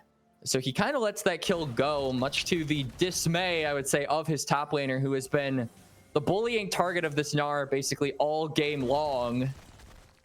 That is going to continue as TP exerted toward the top side. So Gnar, at the very least, not going to have that for the dragon, but that's not going to matter if he takes the tower. Yeah, and I mean, look at the damage that is being dealt. Josh does have TP, so we'll be able to get back in the lane here. Giddy Boy. Potentially a fight. Giddy Boy Joe has a very good angle. Headbutt Pulverize lands onto 2.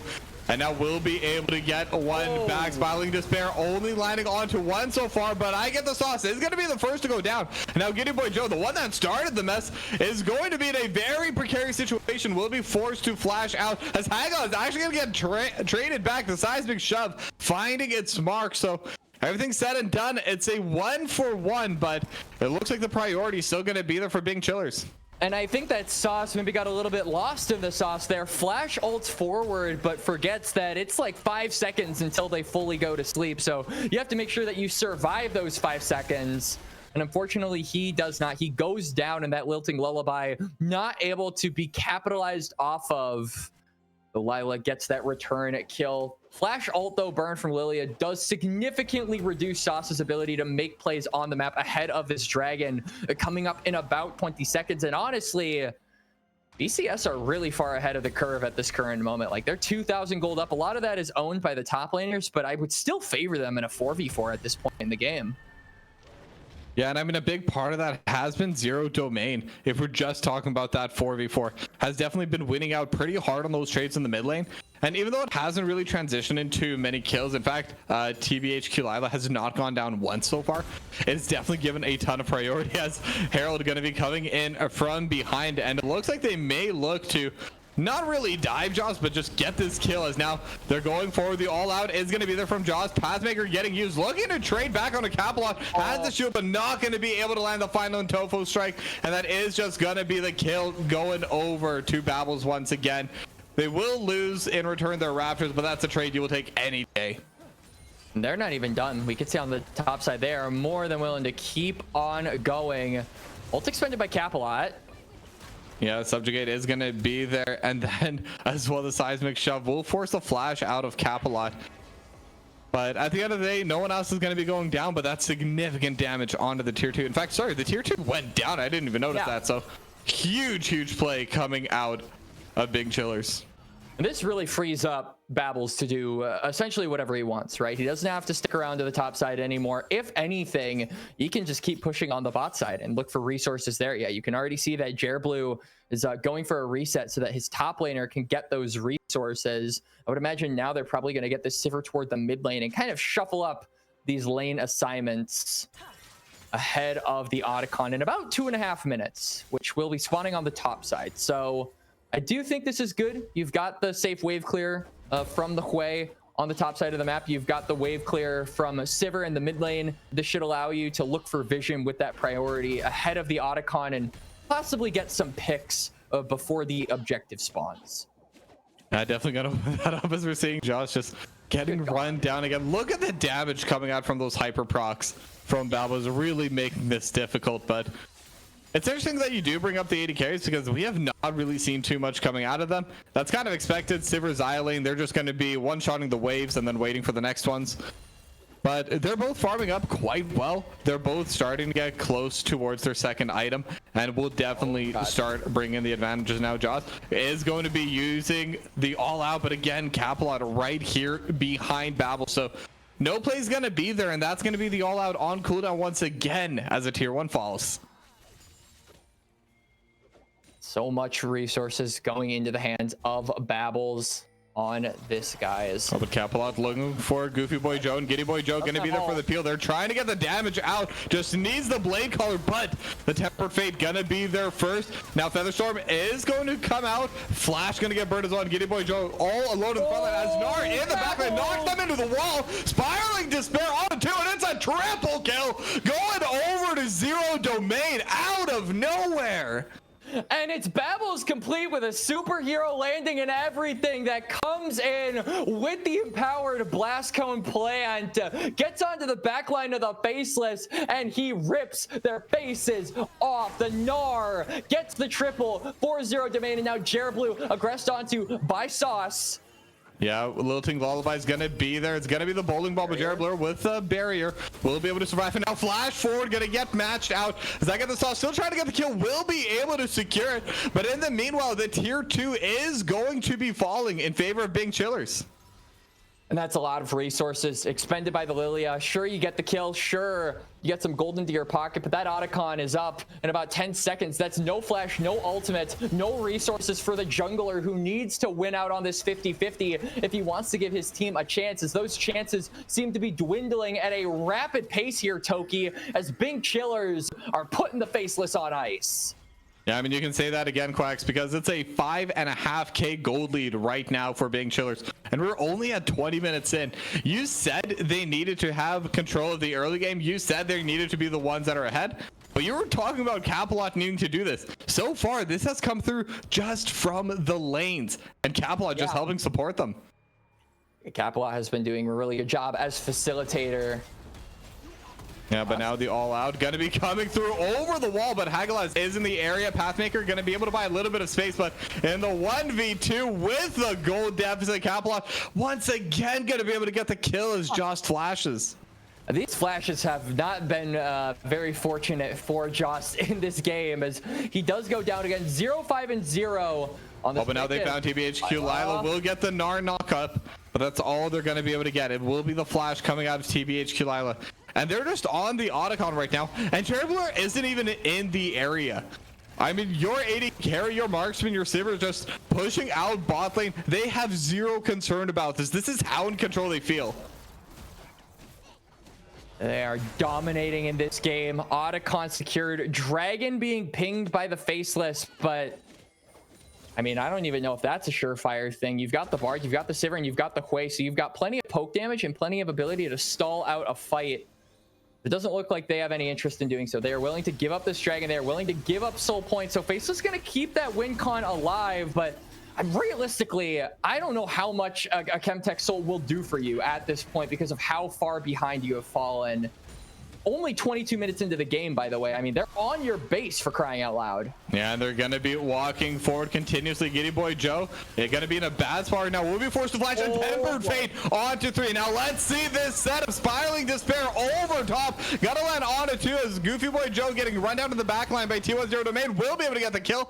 I got the sauce, though, has been able to kite backwards, but Jared Blair trying to chase forward. Not going to be able to land the Watch Out Eep. And we'll just be able to back away. The fact that they only got 1 kill is actually a bit surprising, but Babbles will get the inhib in the top lane at the same time, as now they are going to be able to get the pillar. A couple more autos is all it takes, and Hagelaz secures the kill. But in the backline, Jost going to be able to get the first kill of the game, but surrounded by 4 is just going to get finished off. Jared Blair going to secure that one, and everything's just going towards Bing Chillers because they're just winning out on every single side. Yeah, I mean, they're saying, screw the soul. We don't even need it. We don't even care about it. Unbothered Kings here on the blue side as Bing Chillers break open the base of the Faceless on that top side. Baron going to be up in a couple of minutes here. And I feel like at this point, it's literally just Bing Chillers. Don't do anything insane and let the Baron come to you, because they control the pace of the game. And I don't think Faceless really have anything on the map that they can get or collect gold-wise to turn the tide for a potential fight. Yeah, I mean, the only thing that comes to mind is they do have all the tier 1 turrets still standing right now on the side of Bing Chillers. So if they get a pick as Faceless, they will be able to collect a couple of these objective bounties, but that's if. That's a very big if right now, because they haven't been able to find any angles at all. The kills that they do have mostly been trades, as now I get the sauce once again just getting run down by Capelot, the chomp on his own. Capelot's not even worried about walking this far forward, and now Jost gonna be here for the help, but so is Babbles, and Babbles is quite ahead. Pathmaker gonna be able to find out a Capelot as Goofy Boy Joe gonna be coming in from behind, and this Eye does have a decent amount of damage. The late caller not gonna be enough. Will dodge out on the knockdown with the Featherstorm, and now flashes in forward. You're a marksman. It's very dangerous and will be going down, as in the meanwhile another fight happening on the other side, but the biggest club is going to be the one that wins. And all around, it's an ace for nothing for Bing Chillers, and I think they might have just won the game with that. Yep, 24 minutes. Bing Chillers with a dominant game. Number 2, even more dominant than Faceless's win. And they are going to break the curse. Game 3 for Bing Chillers. Never seen before for this team in the AML. That will continue. And what a dominant win for them, Toki. And I mean, like, and Quacks, you said this best. I mean, this is a world first where we are going to be going over to a game number 3 here with Faceless, and we have a series on our hands because a lot of these main junglers, they have been taken out. A lot of these main carries overall have already been taken out, and we see the targeting in the draft. So when we do head to a game number 3, that's when things are really going to get spicy. But unfortunately, we are going to have to go to a short break before we do. But when we come back, we're going to be heading right into draft for game 3. So don't go anywhere. We'll be back again soon.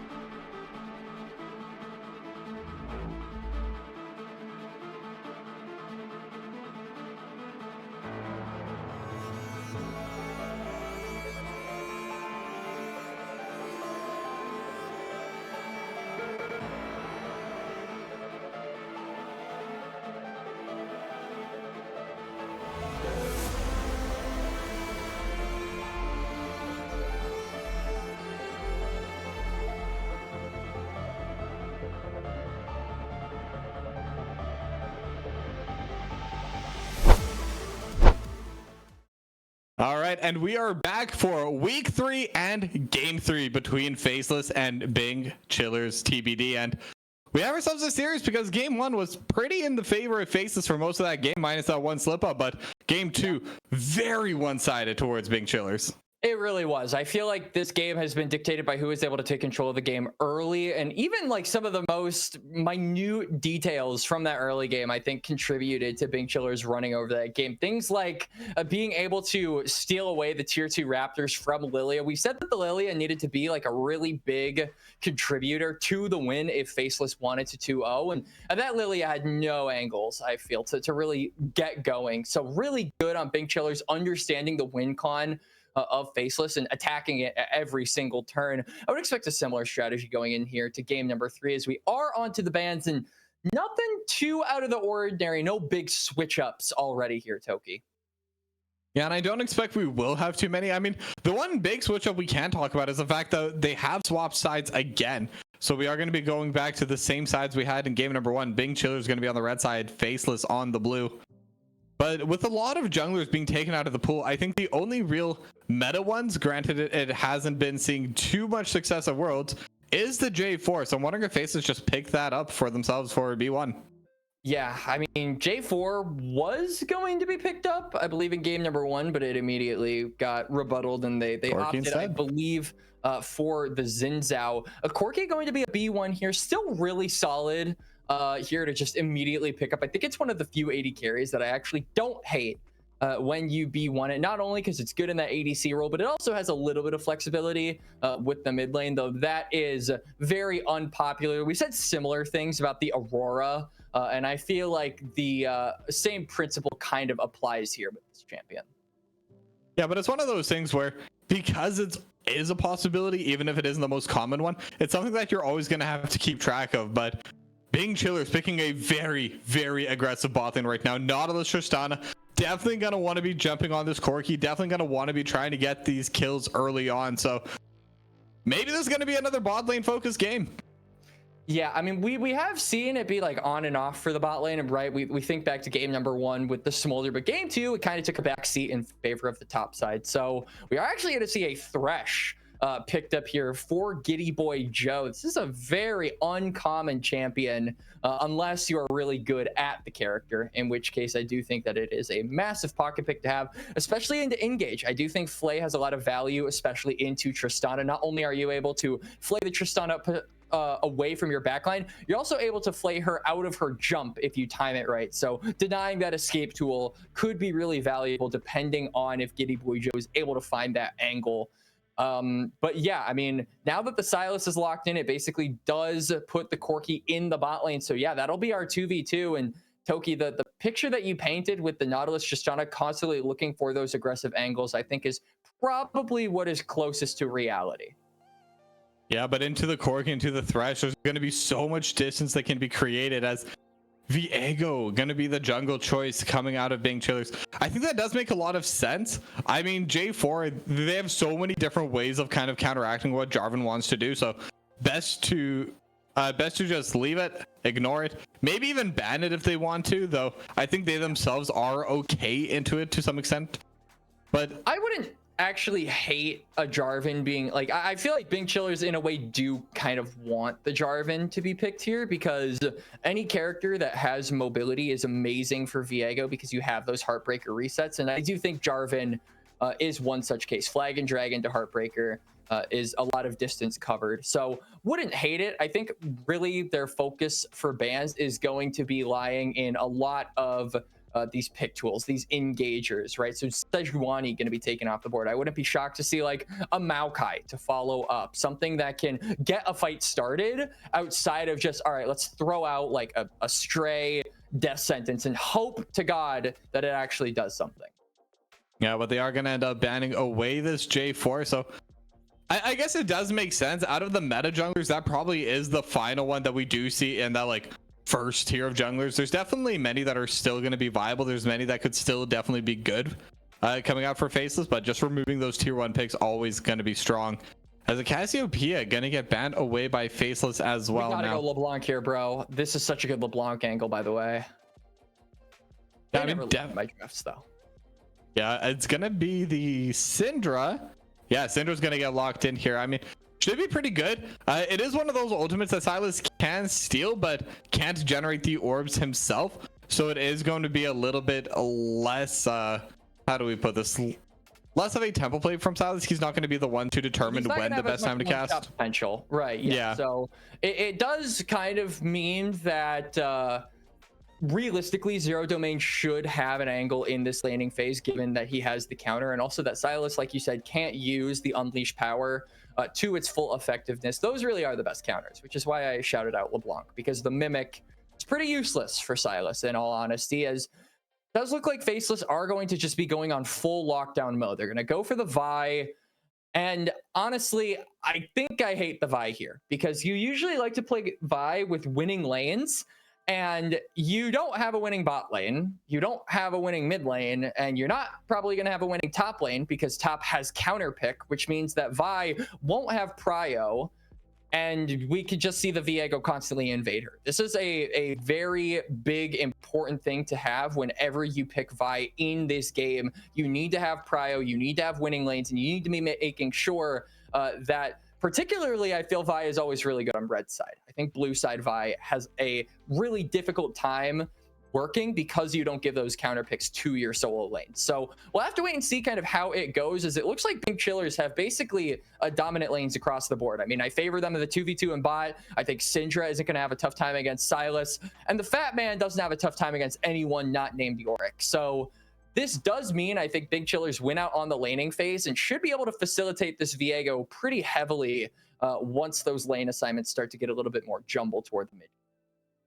Yeah, and we saw what they can do when they do have those winning lanes. I mean, game 2, that really was just a win that started off with the lane dominance coming up from the top lane. I mean, Babel's on the Gnar, especially, just really working Jost. And then Zero Domain, again, never killed TBHQ Lila, but had consistent prio basically the entire game. And then bot lane was kind of just a wash. I mean, it was 2 wave clear. So if Bing Chillers are going to be able to just maintain that, I don't see any reason why they can't just take game 3 as well. Yeah, I think the one thing for Faceless to play around with this comp is, like, if you can get the Corki or the Silas massively ahead, like, obviously they pack a punch in late game. Corki specifically, once he gets those items, can be really dangerous, but there are so many pick tools on the side of Bing Chillers, and there's so little range for Corki to work with. At the moment he steps up in these team fights, like, he's gonna get flash body slammed, he's gonna get Scatter the Weak, he's gonna get dredge lined. Like, there's so many tools on Big Chillers that can find this short range comp of Faceless. I actually think this is kind of an insane draft gap, if I'm being honest with you, Toki. I would say of all 3 games, I don't usually favor teams outside of the draft, because execution, I would say, is like 66.6% of the battle. Repeating, of course. But this is a draft where I legitimately think Big Chillers should not lose. Like, there are not a lot of angles that I think Faceless have over them. Well, we're going to have to see if they're going to be able to surmount this gap after all. But before then, we are going to go to a short break. And when we come back, we're going to be headed right into the 3rd and final game. So don't go anywhere. We'll be back again soon.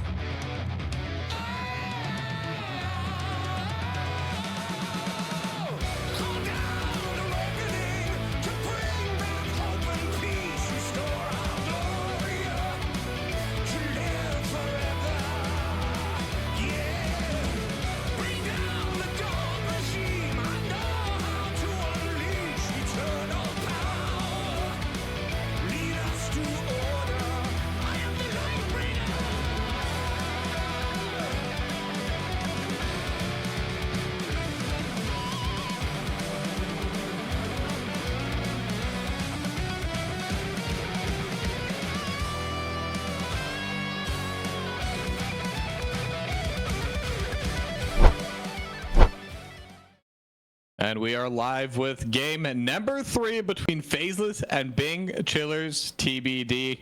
Winner takes all, and I think both of these teams will definitely want that extra W on their rankings. Yeah, absolutely. Especially for the Faceless, who are 3-0. So they are pretty damn strong already, being able to go into a week number 5 as a 4-0 team. There aren't a lot of teams that can say that at this point, so it definitely puts you at the top of the table. For Bing Chillers, though, it would also even them up, right? At the moment, they are 1-2. So being able to do that would be equally as valuable as just putting them in the middle of the pack and not necessarily discouraging them, being like, okay, we got to kind of get into gear here for the playoffs, which are somewhat approaching. I mean, there are only 5 weeks in the regular season, or 6 weeks rather, in the regular season. So after this week, we'll be at the halfway point, Toki. And it is important that you put yourself in that position where you aren't pleading, begging, and vying to even get into the playoffs. Yeah, definitely. But we'll have to see, because like you said, Bing Chillers, they should have very strong lanes across the entire map. Viego should be able to win into the Vi, even in the 1v1. So we'll see how this does end up playing out. Now, even with that possibility, I think Silas in the mid lane, especially on Zero Domain, on TBHQ Lila. TBHQ Lila has been playing pretty decent this whole series as well, even in their loss. And Silas is one of those playmaking champions. So even if it is a counter, there is a world where TBHQ Lila can just outplay Zero Domain and kind of look for a win through there. But it is going to be difficult for everyone involved right now on the team of Faceless.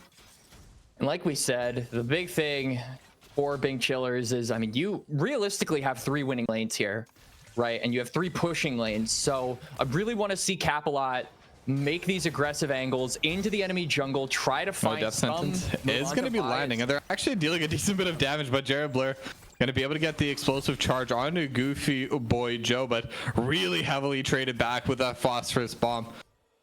Both at half HP. I think they do have the HP to go for the kill angle now. They could, as Hagalaz notably has the ignite, so that could be really good for securing one of those kills. Giddy Boy Joe is actually zoning them off the wave, so push being there for Faceless on the bot side does mean it's harder for Capalot to look for these aggressive plays into the enemy jungle, though it didn't seem like that was the plan as he continues to just clear his part of the map. Now, this is kind of the question. If you don't have Prio on Viego, do you opt to look for a fight like we saw in game number 2, or do you just cut your losses, go to the topside crab, and call it a day? Yeah, there's definitely options. You definitely have to make a decision for that, but I wouldn't be surprised to see either of these junglers ganking down into this bottom lane. Now, the vision definitely going to be favoring the side of Faceless right now. They have the first ward as Jost trying to run down Babbles a little bit here in the top lane. Won't have the movement speed necessary to get those auto attacks off, but at the very least has burned all of Babbles' mana and most likely will be forcing out the TP here. And Jost really wants to shove this wave in, but Babbles is going to be able to TP back to lane and maybe hold it. There could be a world where Rumble overstays here and Capalot can maybe try to capitalize off of that, but he is actually just going to go for the reset. Good death sentence. It is going to be there now. The flay right back into the flash knockup from I get the sauce, but Hagalaz will have the flash to get away. So no one going down, just going to be a trade of summoners, but really nice hook coming out from Giddy Boy Joe. It really was. I mean, he canceled the dredge line onto the wall, and I get the sauce. Does have to burn flash as we got to play on the top side. Yeah, looking for Jost will force the flash out. Not going to be able to get much more yet, but it will definitely enable a return play later on if Capalot does want to make that happen. Yeah, so flash is being burnt, no kills being delivered, but it does mean that these junglers do have an angle to look for aggressive plays, though Capalot Zero Domain worse for wear because he didn't get a reset off. Meanwhile, Sauce has a longsword and a ruby crystal, so is actually going to try and use that item advantage at these raptors. You can see he's in the bush there. Yeah, and it looks like they're going to be trying to set up a freeze in this bot lane as well as I get the sauce. Not going to be able to land the vault breaker. It is 2v2, but Zero Domain is super low. So yeah, they're just going to seed it all the way to Faces. They're going to be able to get this stolen jungle camp. And the gold lead is slowly growing for Bing Chillers, kind of like we expected, but Faceless is definitely still getting some stuff off the map.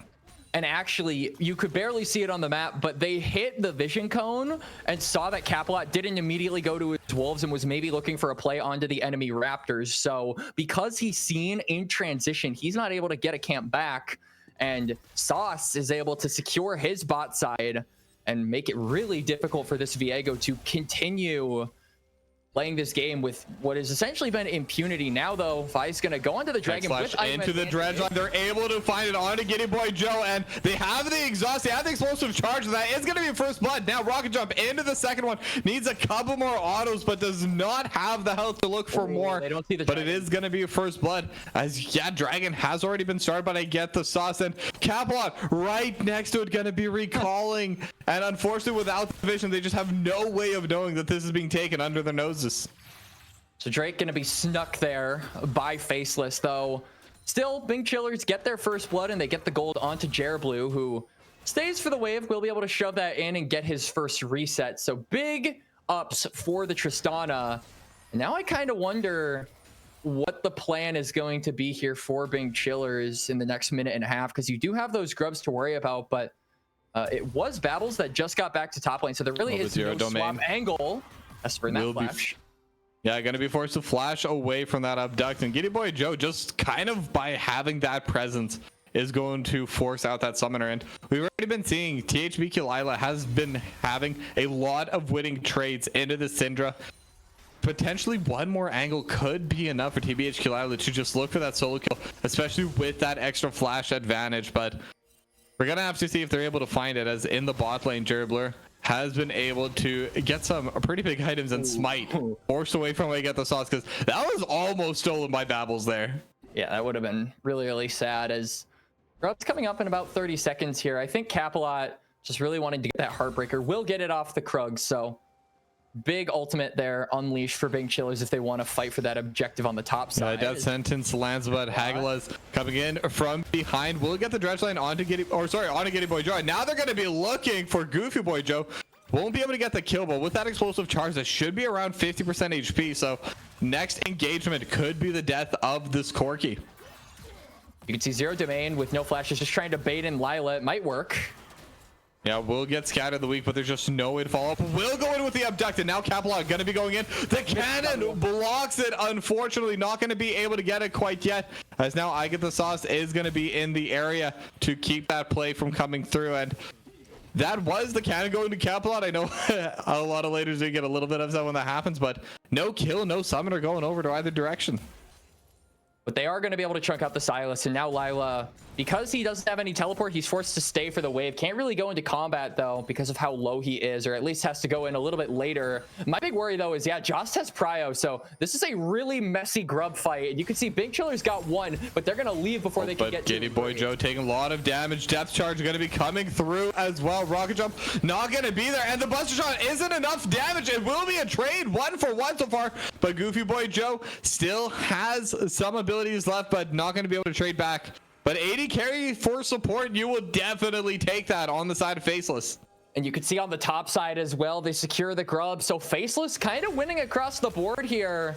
Each 80 carry getting a kill as... Oh, on a ward. Haglas has been spotted out, but there is Capalot going here. There is no mana left on Goofy Boy Joe. Not going to get stunned up, but the Heartbreaker is going to come to follow. And the Smite as well has the barrier. One Marauder is all that's needed, but Capalot actually taking that. I was a little bit surprised about there, but we'll be able to jump away. No flay, no death sentence coming out. Yep, and the Viego getting his first of the game. Now we'll be able to path up, so... Ooh, Bomba? Yeah, Jost taking a lot of damage, but now the Equalizer coming through. The Equalizer burning Babbles alive. Will be forced to flash away to safety, as now Zero Domain could be in a bad spot. Cease and desist gonna come through, just needs a little more damage.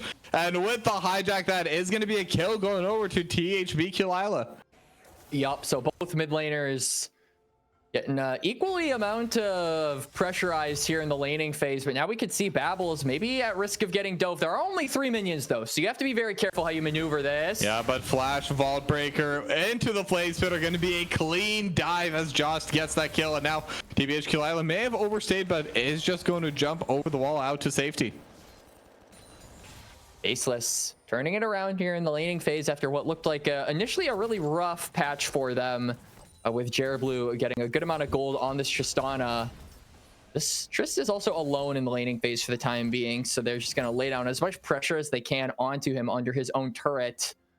My biggest question, though, for Faceless at least, is how are you actually going to be able to play these team fights, right? Because we talk about the engage that you have. You've got the cease and desist, you've got the vault breaker, you've got the abscond abduct, and you've even got a death sentence. But there's so much disengage on the side of BCS that I feel like once we get to the mid game and once we really get to these teams grouping up and fighting together, the real difficulty, the real weakness of the Faceless comp is going to show itself, where you go in, every attempt that you have is just going to be met with a brick wall from the Bing Chillers.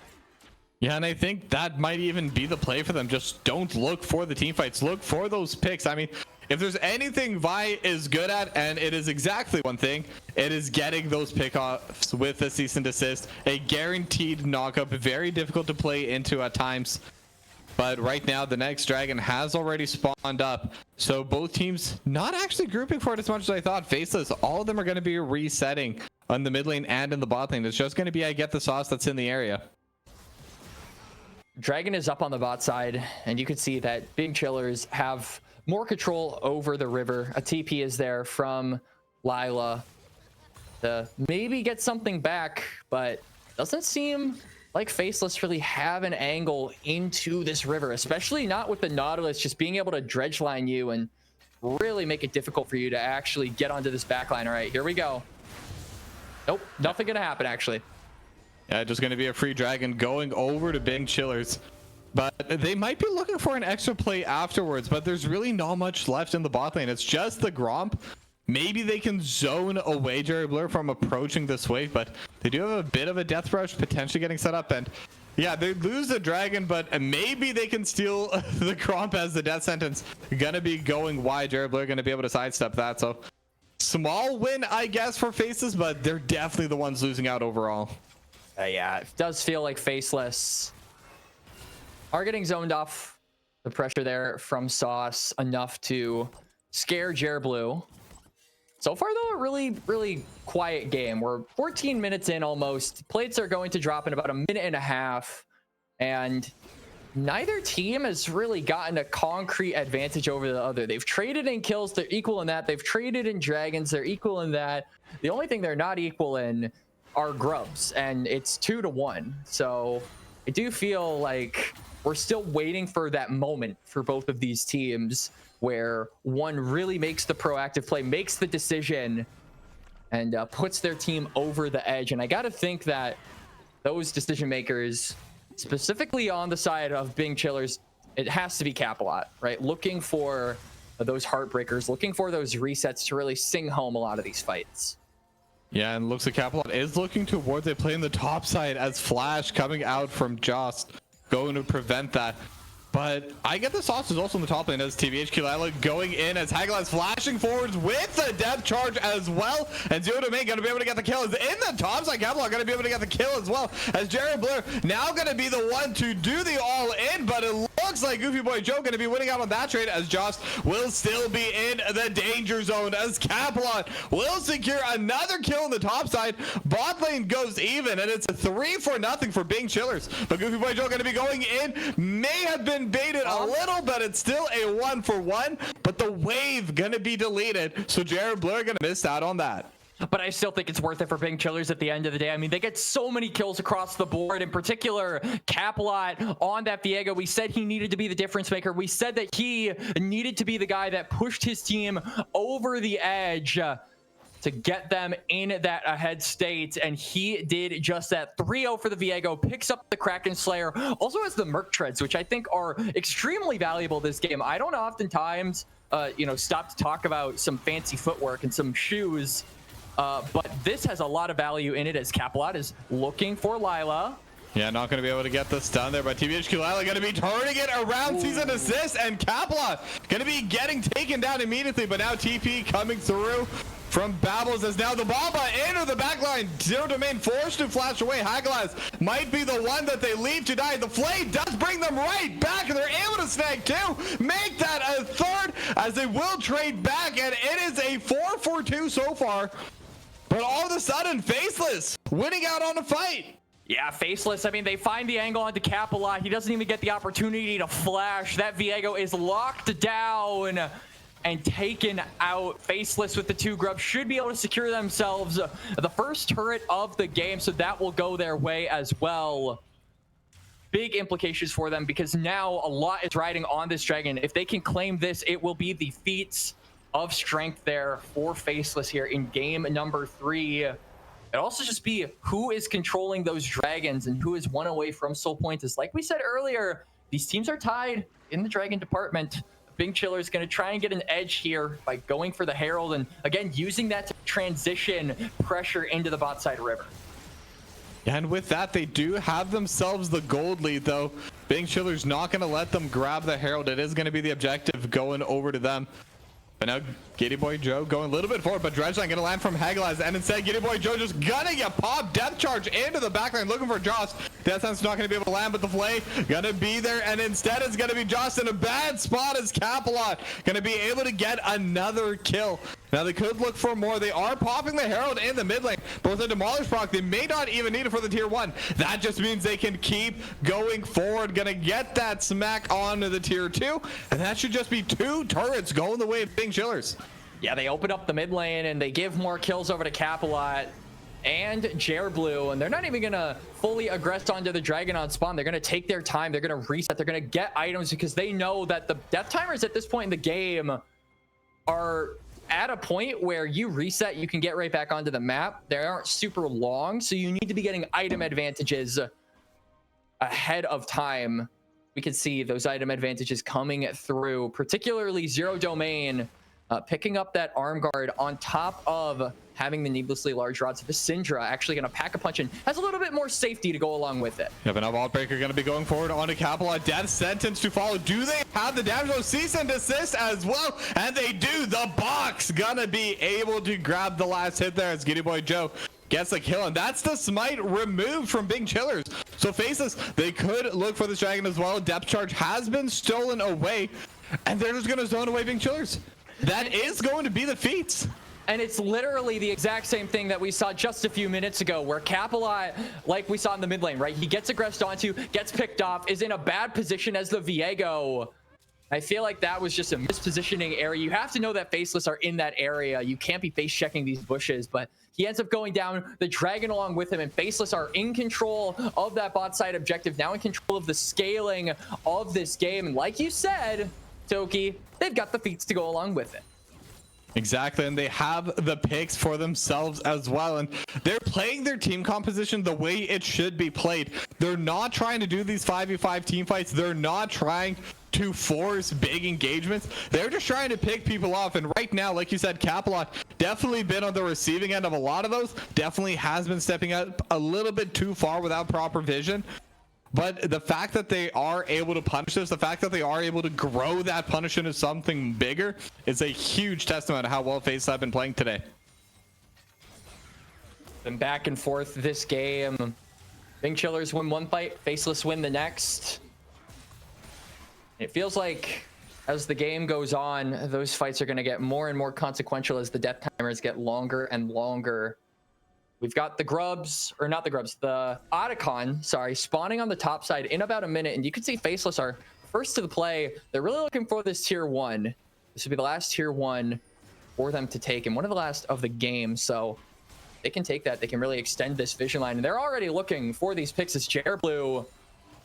He's going to push up. He's actually going to get to the lane. I was thinking maybe Giddy Boy Joe wanted to go for a death sentence there. Maybe you burn a flash, but they're going to opt to think better of it.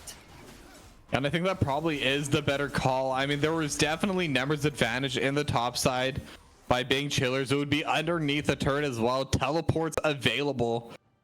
I think it was definitely the right call because Faceless is still behind. They've definitely had a couple of strong team fights, but as you can see in the gold right now, it's only 1.5k, but it is still a deficit. Big Chillers are still in the lead. It's just that they haven't really been able to use this gold as well because of the constant pickoffs that Faceless have been able to find. Yeah, Faceless have a lot of pick tools. So do Big Chillers.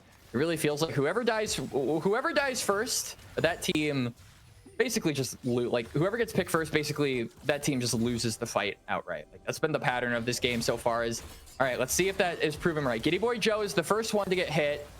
Now Bing Chillers. Yeah, but TBHQ, Lila, and Jarabler, they're trading so hard on the top side. Buster Shot has been stolen away as the dredge line goes wide. And all that just started with a for fun supportable combat, and from there on, it looks like Bing Chillers are resetting right now, so this could be an opportunity for them to pull the Otacon if they want. And I get the sauce, gonna get started on it immediately, but Capalot is in the area, the smite is in the area, and especially with that mid wave crashing down right now, they know that they are on the Otacon. So teleport gonna come out from Babbles, and both teams, I was gonna say are resetting, but it looks like instead Bing Chillers are the ones to pull it. And all of a sudden, we're gonna have ourselves a 5-5 team fight as the teleport forces Bing Chillers away. And a little bit of a repeat play. Both teams seem to want the other team to pull the Otacon. All right, Otacon pit, where dreams go to die in League of Legends and where chances of winning also go to die. I swear to God, more teams have thrown at Otacon in 1 year than other teams have thrown at Baron in the previous 14. It just has that effect on people. Yeah, but now they're going forward now. Cease and desist onto the backline. They're looking for Capalot, and the equalizer just burning onto everyone, but they're all able to survive on low HP. And now TBHQ Lila will be able to get one back. Looking for Jarabler, not going to be enough. Jarabler just free hitting over top, but Goofy Boy Joe with the damage, it's more than enough. Triple kill going to Just, and it's an ace going in for Faceless. Faceless. Oh, that was such a messy fight, but at the end of the day, I mean, Capalot just didn't get the resets. He got the initial one, he stole the Vi, but he wasn't able to keep going. Goofy Boy Joe as well was basically untouched. We saw Zero Domain try to zone him off from the fight, but he used the Scatter of the Week, he used the QE, so the Syndra really wasn't able to keep him from entering after the fact. He wreaks havoc, manages to live, and they manage to win out on the fight just barely. Now though, Otacon unclaimed. 2 members of the Faceless survived, but they were not enough to take that topside objective. The dragon is up in 20 seconds, and this is the same song and dance that we have been dealing with for 3 straight games, Toki.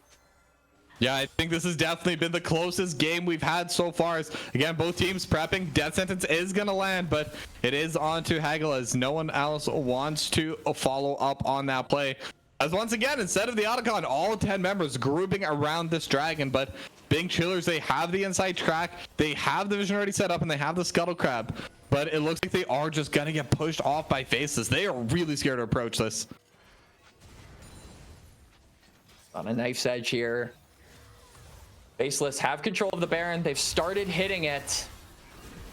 Yeah, now Bomba is going to come through. They are looking for the backline, but Equalizer again in the perfect spot. They're going to find one. They're going to find 2. As now we get the sauce, going to get deleted as well. Hagela's still alive in the backline, getting ignored. TBHQ Lila just going to finish down off of the abduct. As now Jarabler jumps in, does not have the damage to finish it off, but triple kill going the way of Zero Domain. So this is a close fight so far, 4 for 3, but Zero Domain does not have the HP to approach this dragon. So Faceless, again, barely winning out, but they get an objective this time. And now Faceless should be able to get soul point. This is huge. Like you said, they barely win the fight, but what transpires is the objective. It is the pressure. It is the timer running out here for Bing Chillers to make a play, to make something happen that can turn this game around. That feels like a clean segue into the Otacon. If they want to turn this one around, they can go for that topside objective. They can look for a pick. They can look for a play. But look at how little vision is red on that topside. And that Bing Chillers have not set up for this area. They have not dug in the trenches. They would be going in blind. So that pick is just not possible at the moment, Toki. Yeah, that's going to make it so scary for them to approach as well. But they do have the team. They are still decently tanky. And again, the gold lead still only about 400 or 500 gold in favor of Bing Chillers. And these fights are so close. And I gotta say, Jost right now with those equalizers, they have been perfectly placed every single time. And I think if it goes slightly off to the side, those team fights no longer work. as Kulila looking forward, gonna burst Zero Domain down to half HP and will force out the redemption as Capelot gonna get hit by the Vault Breaker and Dredgeline to go back. Neither side fully committing, but Zero Domain gonna get jumped on, but goes golden and will be able to trade it back. Death Sentence lands onto the Nautilus, but they're looking for Capelot instead, as now Goofy Boy Joe will be able to dodge out on the body slam. A lot of damage into the back lane, and now just not going to be able to find any other play. It's a 1-for-0 in favor of Bing Chillers, but the HP bar is heavily favoring Faceless. And they absolutely do, and Joss particularly. But TBH Kulila going back in, has the bomb, but stolen. Cannot cast it till the very end, and that's just going to be another kill. And now Capelot gonna run forward, still has the Heartbreaker reset available, but the damage scatter of the week gonna find its way onto Joss. But Joss goes golden instead. Goofy Boy Joe still free hitting onto the front line, not going to be able to land the Phosphorus bomb. And again, it's going to be another 2-for-1, also in favor of Bing Chillers. That felt like such a pointless engage there from Lila. He sacrifices his life. He makes it needlessly closer on the Otacon. If the rest of his team wasn't able to pull that weight in the fight, if they actually went down, if they lost one more member, they would have probably lost the Otacon to go along with it. So just a huge oversight from the Faceless mid laner, but luckily the ramifications not too severe at the end of the day as Otacon still stands. Both of these teams will go right back to the ballroom. Yeah, and the teleport's coming out. Looks like Faceless have already pulled the Otacon. They know Capelot has only just now respawned, so if they want to pull a fight, Bing Chillers have to go immediately. Next TP going to be coming in from Jost as well. Depth charge stolen away by TV Kulila. And now Death Sentence does land onto the Tristana. Jared Blair will be able to jump away, but now the Equalizer into the back lane as well. Not going to be enough for the kill, but they've already gone to the Otacon. They found Jared Blair, and now they're looking for even more depth charge now onto Zero Domain. Hagalaz starting to burn down as well, but in the back line, Capelot, they're able to find two. They're able to find Goofy Boy Joe, and now Capelot with the Heartbreaker reset, starting to work his way through the team body slam as well. TBH Kulila going to be the first to go down. I get the sauce, we'll trade, and now it's just the 1-for-1, but the Heartbreaker's there, and I get the sauce, gonna go down, and it is a quadra kill for Capelot. Are you not entertained, ladies and gentlemen? It's 9 going down in game number 3. Capelot with his quadra kill finally gets the reset city that he was hoping for. And sure, they lose the Otacon, but a whole lot of gold gets funneled into their carries. And it's so funny. Faceless have Soul Point, have Otacon, have all of these objectives in their back pocket. They are still down around 3K, Toki. For sure, and we've heard LS on Twitter before. There's a 5 minutes of doom between objectives, and I think we just found the solution to it. Have the teams fight for 5 minutes over those objectives so there is full overlap of consistent team fighting, because next Dragon going to be spawning in 55 seconds, and these teams, I think, are more than happy to just go again. Dragon up, 50 seconds. Faceless, this will be soul for them. And certainly could be the win condition, the moment that they've been looking for to take this series home and continue their undefeated streak here in week number 4. Have to wait and see. We can see Bing Chillers, though, have loose control over the bot side river. The big difference is Capelot is actually zoned from his team on the Viego, so he's going to be going all the way around. They won't have him for a couple of seconds here. As we can see, Faceless do actually pour into the river very slowly. They don't want to get dredge-lined. There are a lot of pick tools on both of these teams, so look at how hesitant they are to fully commit to grabbing that space. Yeah, now just looking at the item, there's a completed GA now for Capelot, who has been one of the big targets. So even if they do find the pick, it won't be enough anymore. As Bamba will force the flash from Goofy Boy Joe, and instead the Equalizer onto everyone, and in the backline, Jeremy taking so much damage, but will survive. TBH Kuledia will force the flash out as Hagalaz going to be going down to the front line. Heartbreaker reset started to come through as Capelot's GA is going to come through. THB Kulela will be going down. Joss to follow. Goofy Boy Joe still hitting, has the HP, but will be found out. Explosive charge, gonna be able to get that kill, and somehow Bing Chillers 4 survive, and it is an ace for 1, and they are running through the mid lane. They're running straight for the base. I don't know if they can end. There's 20 seconds on the death timers, and you do have Hagelaz at about 10 seconds, but he's not going to be able to join. It's too far away, and Nautilus is too damn slow. Big Chillers, they can look for an inhib, but it looks like they're going to go for more. They're going to look for the end. They want to take it right here and now. The sauce is up in 3 seconds. Can the buy be enough to stall out for the rest of his team? It doesn't Yeah, they look like are that'll low be the HP, case. but the Bomba gonna buy some time, and again, the sauce cannot approach, and Big Chillers with one big team fight, they get it done. They take game 3 and they take the series.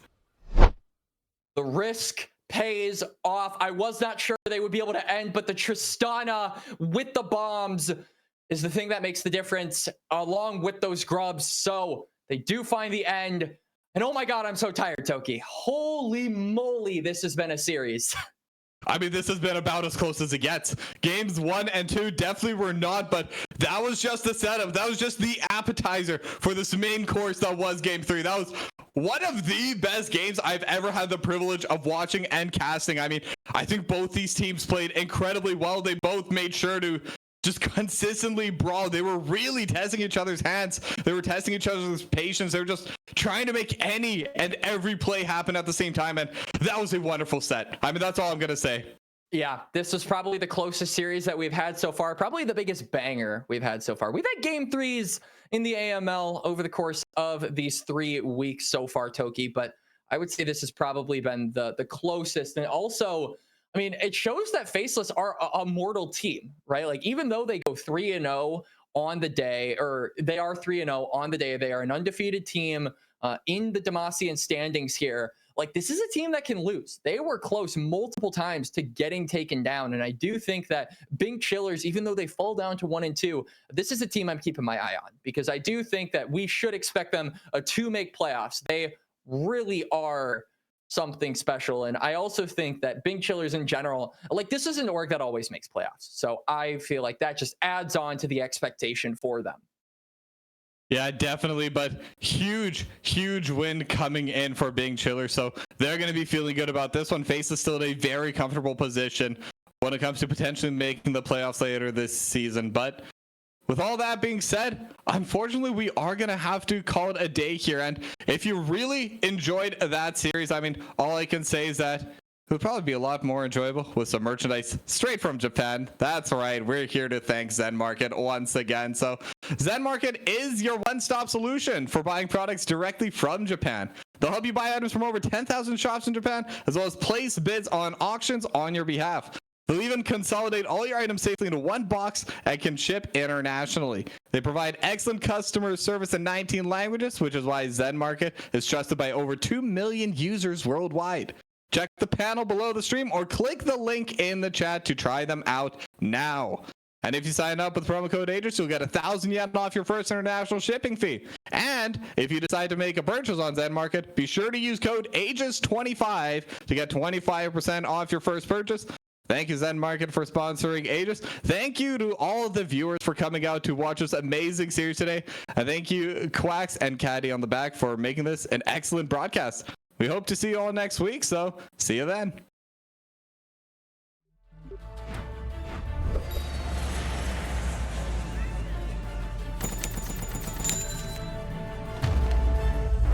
Bro, just use Zen Market.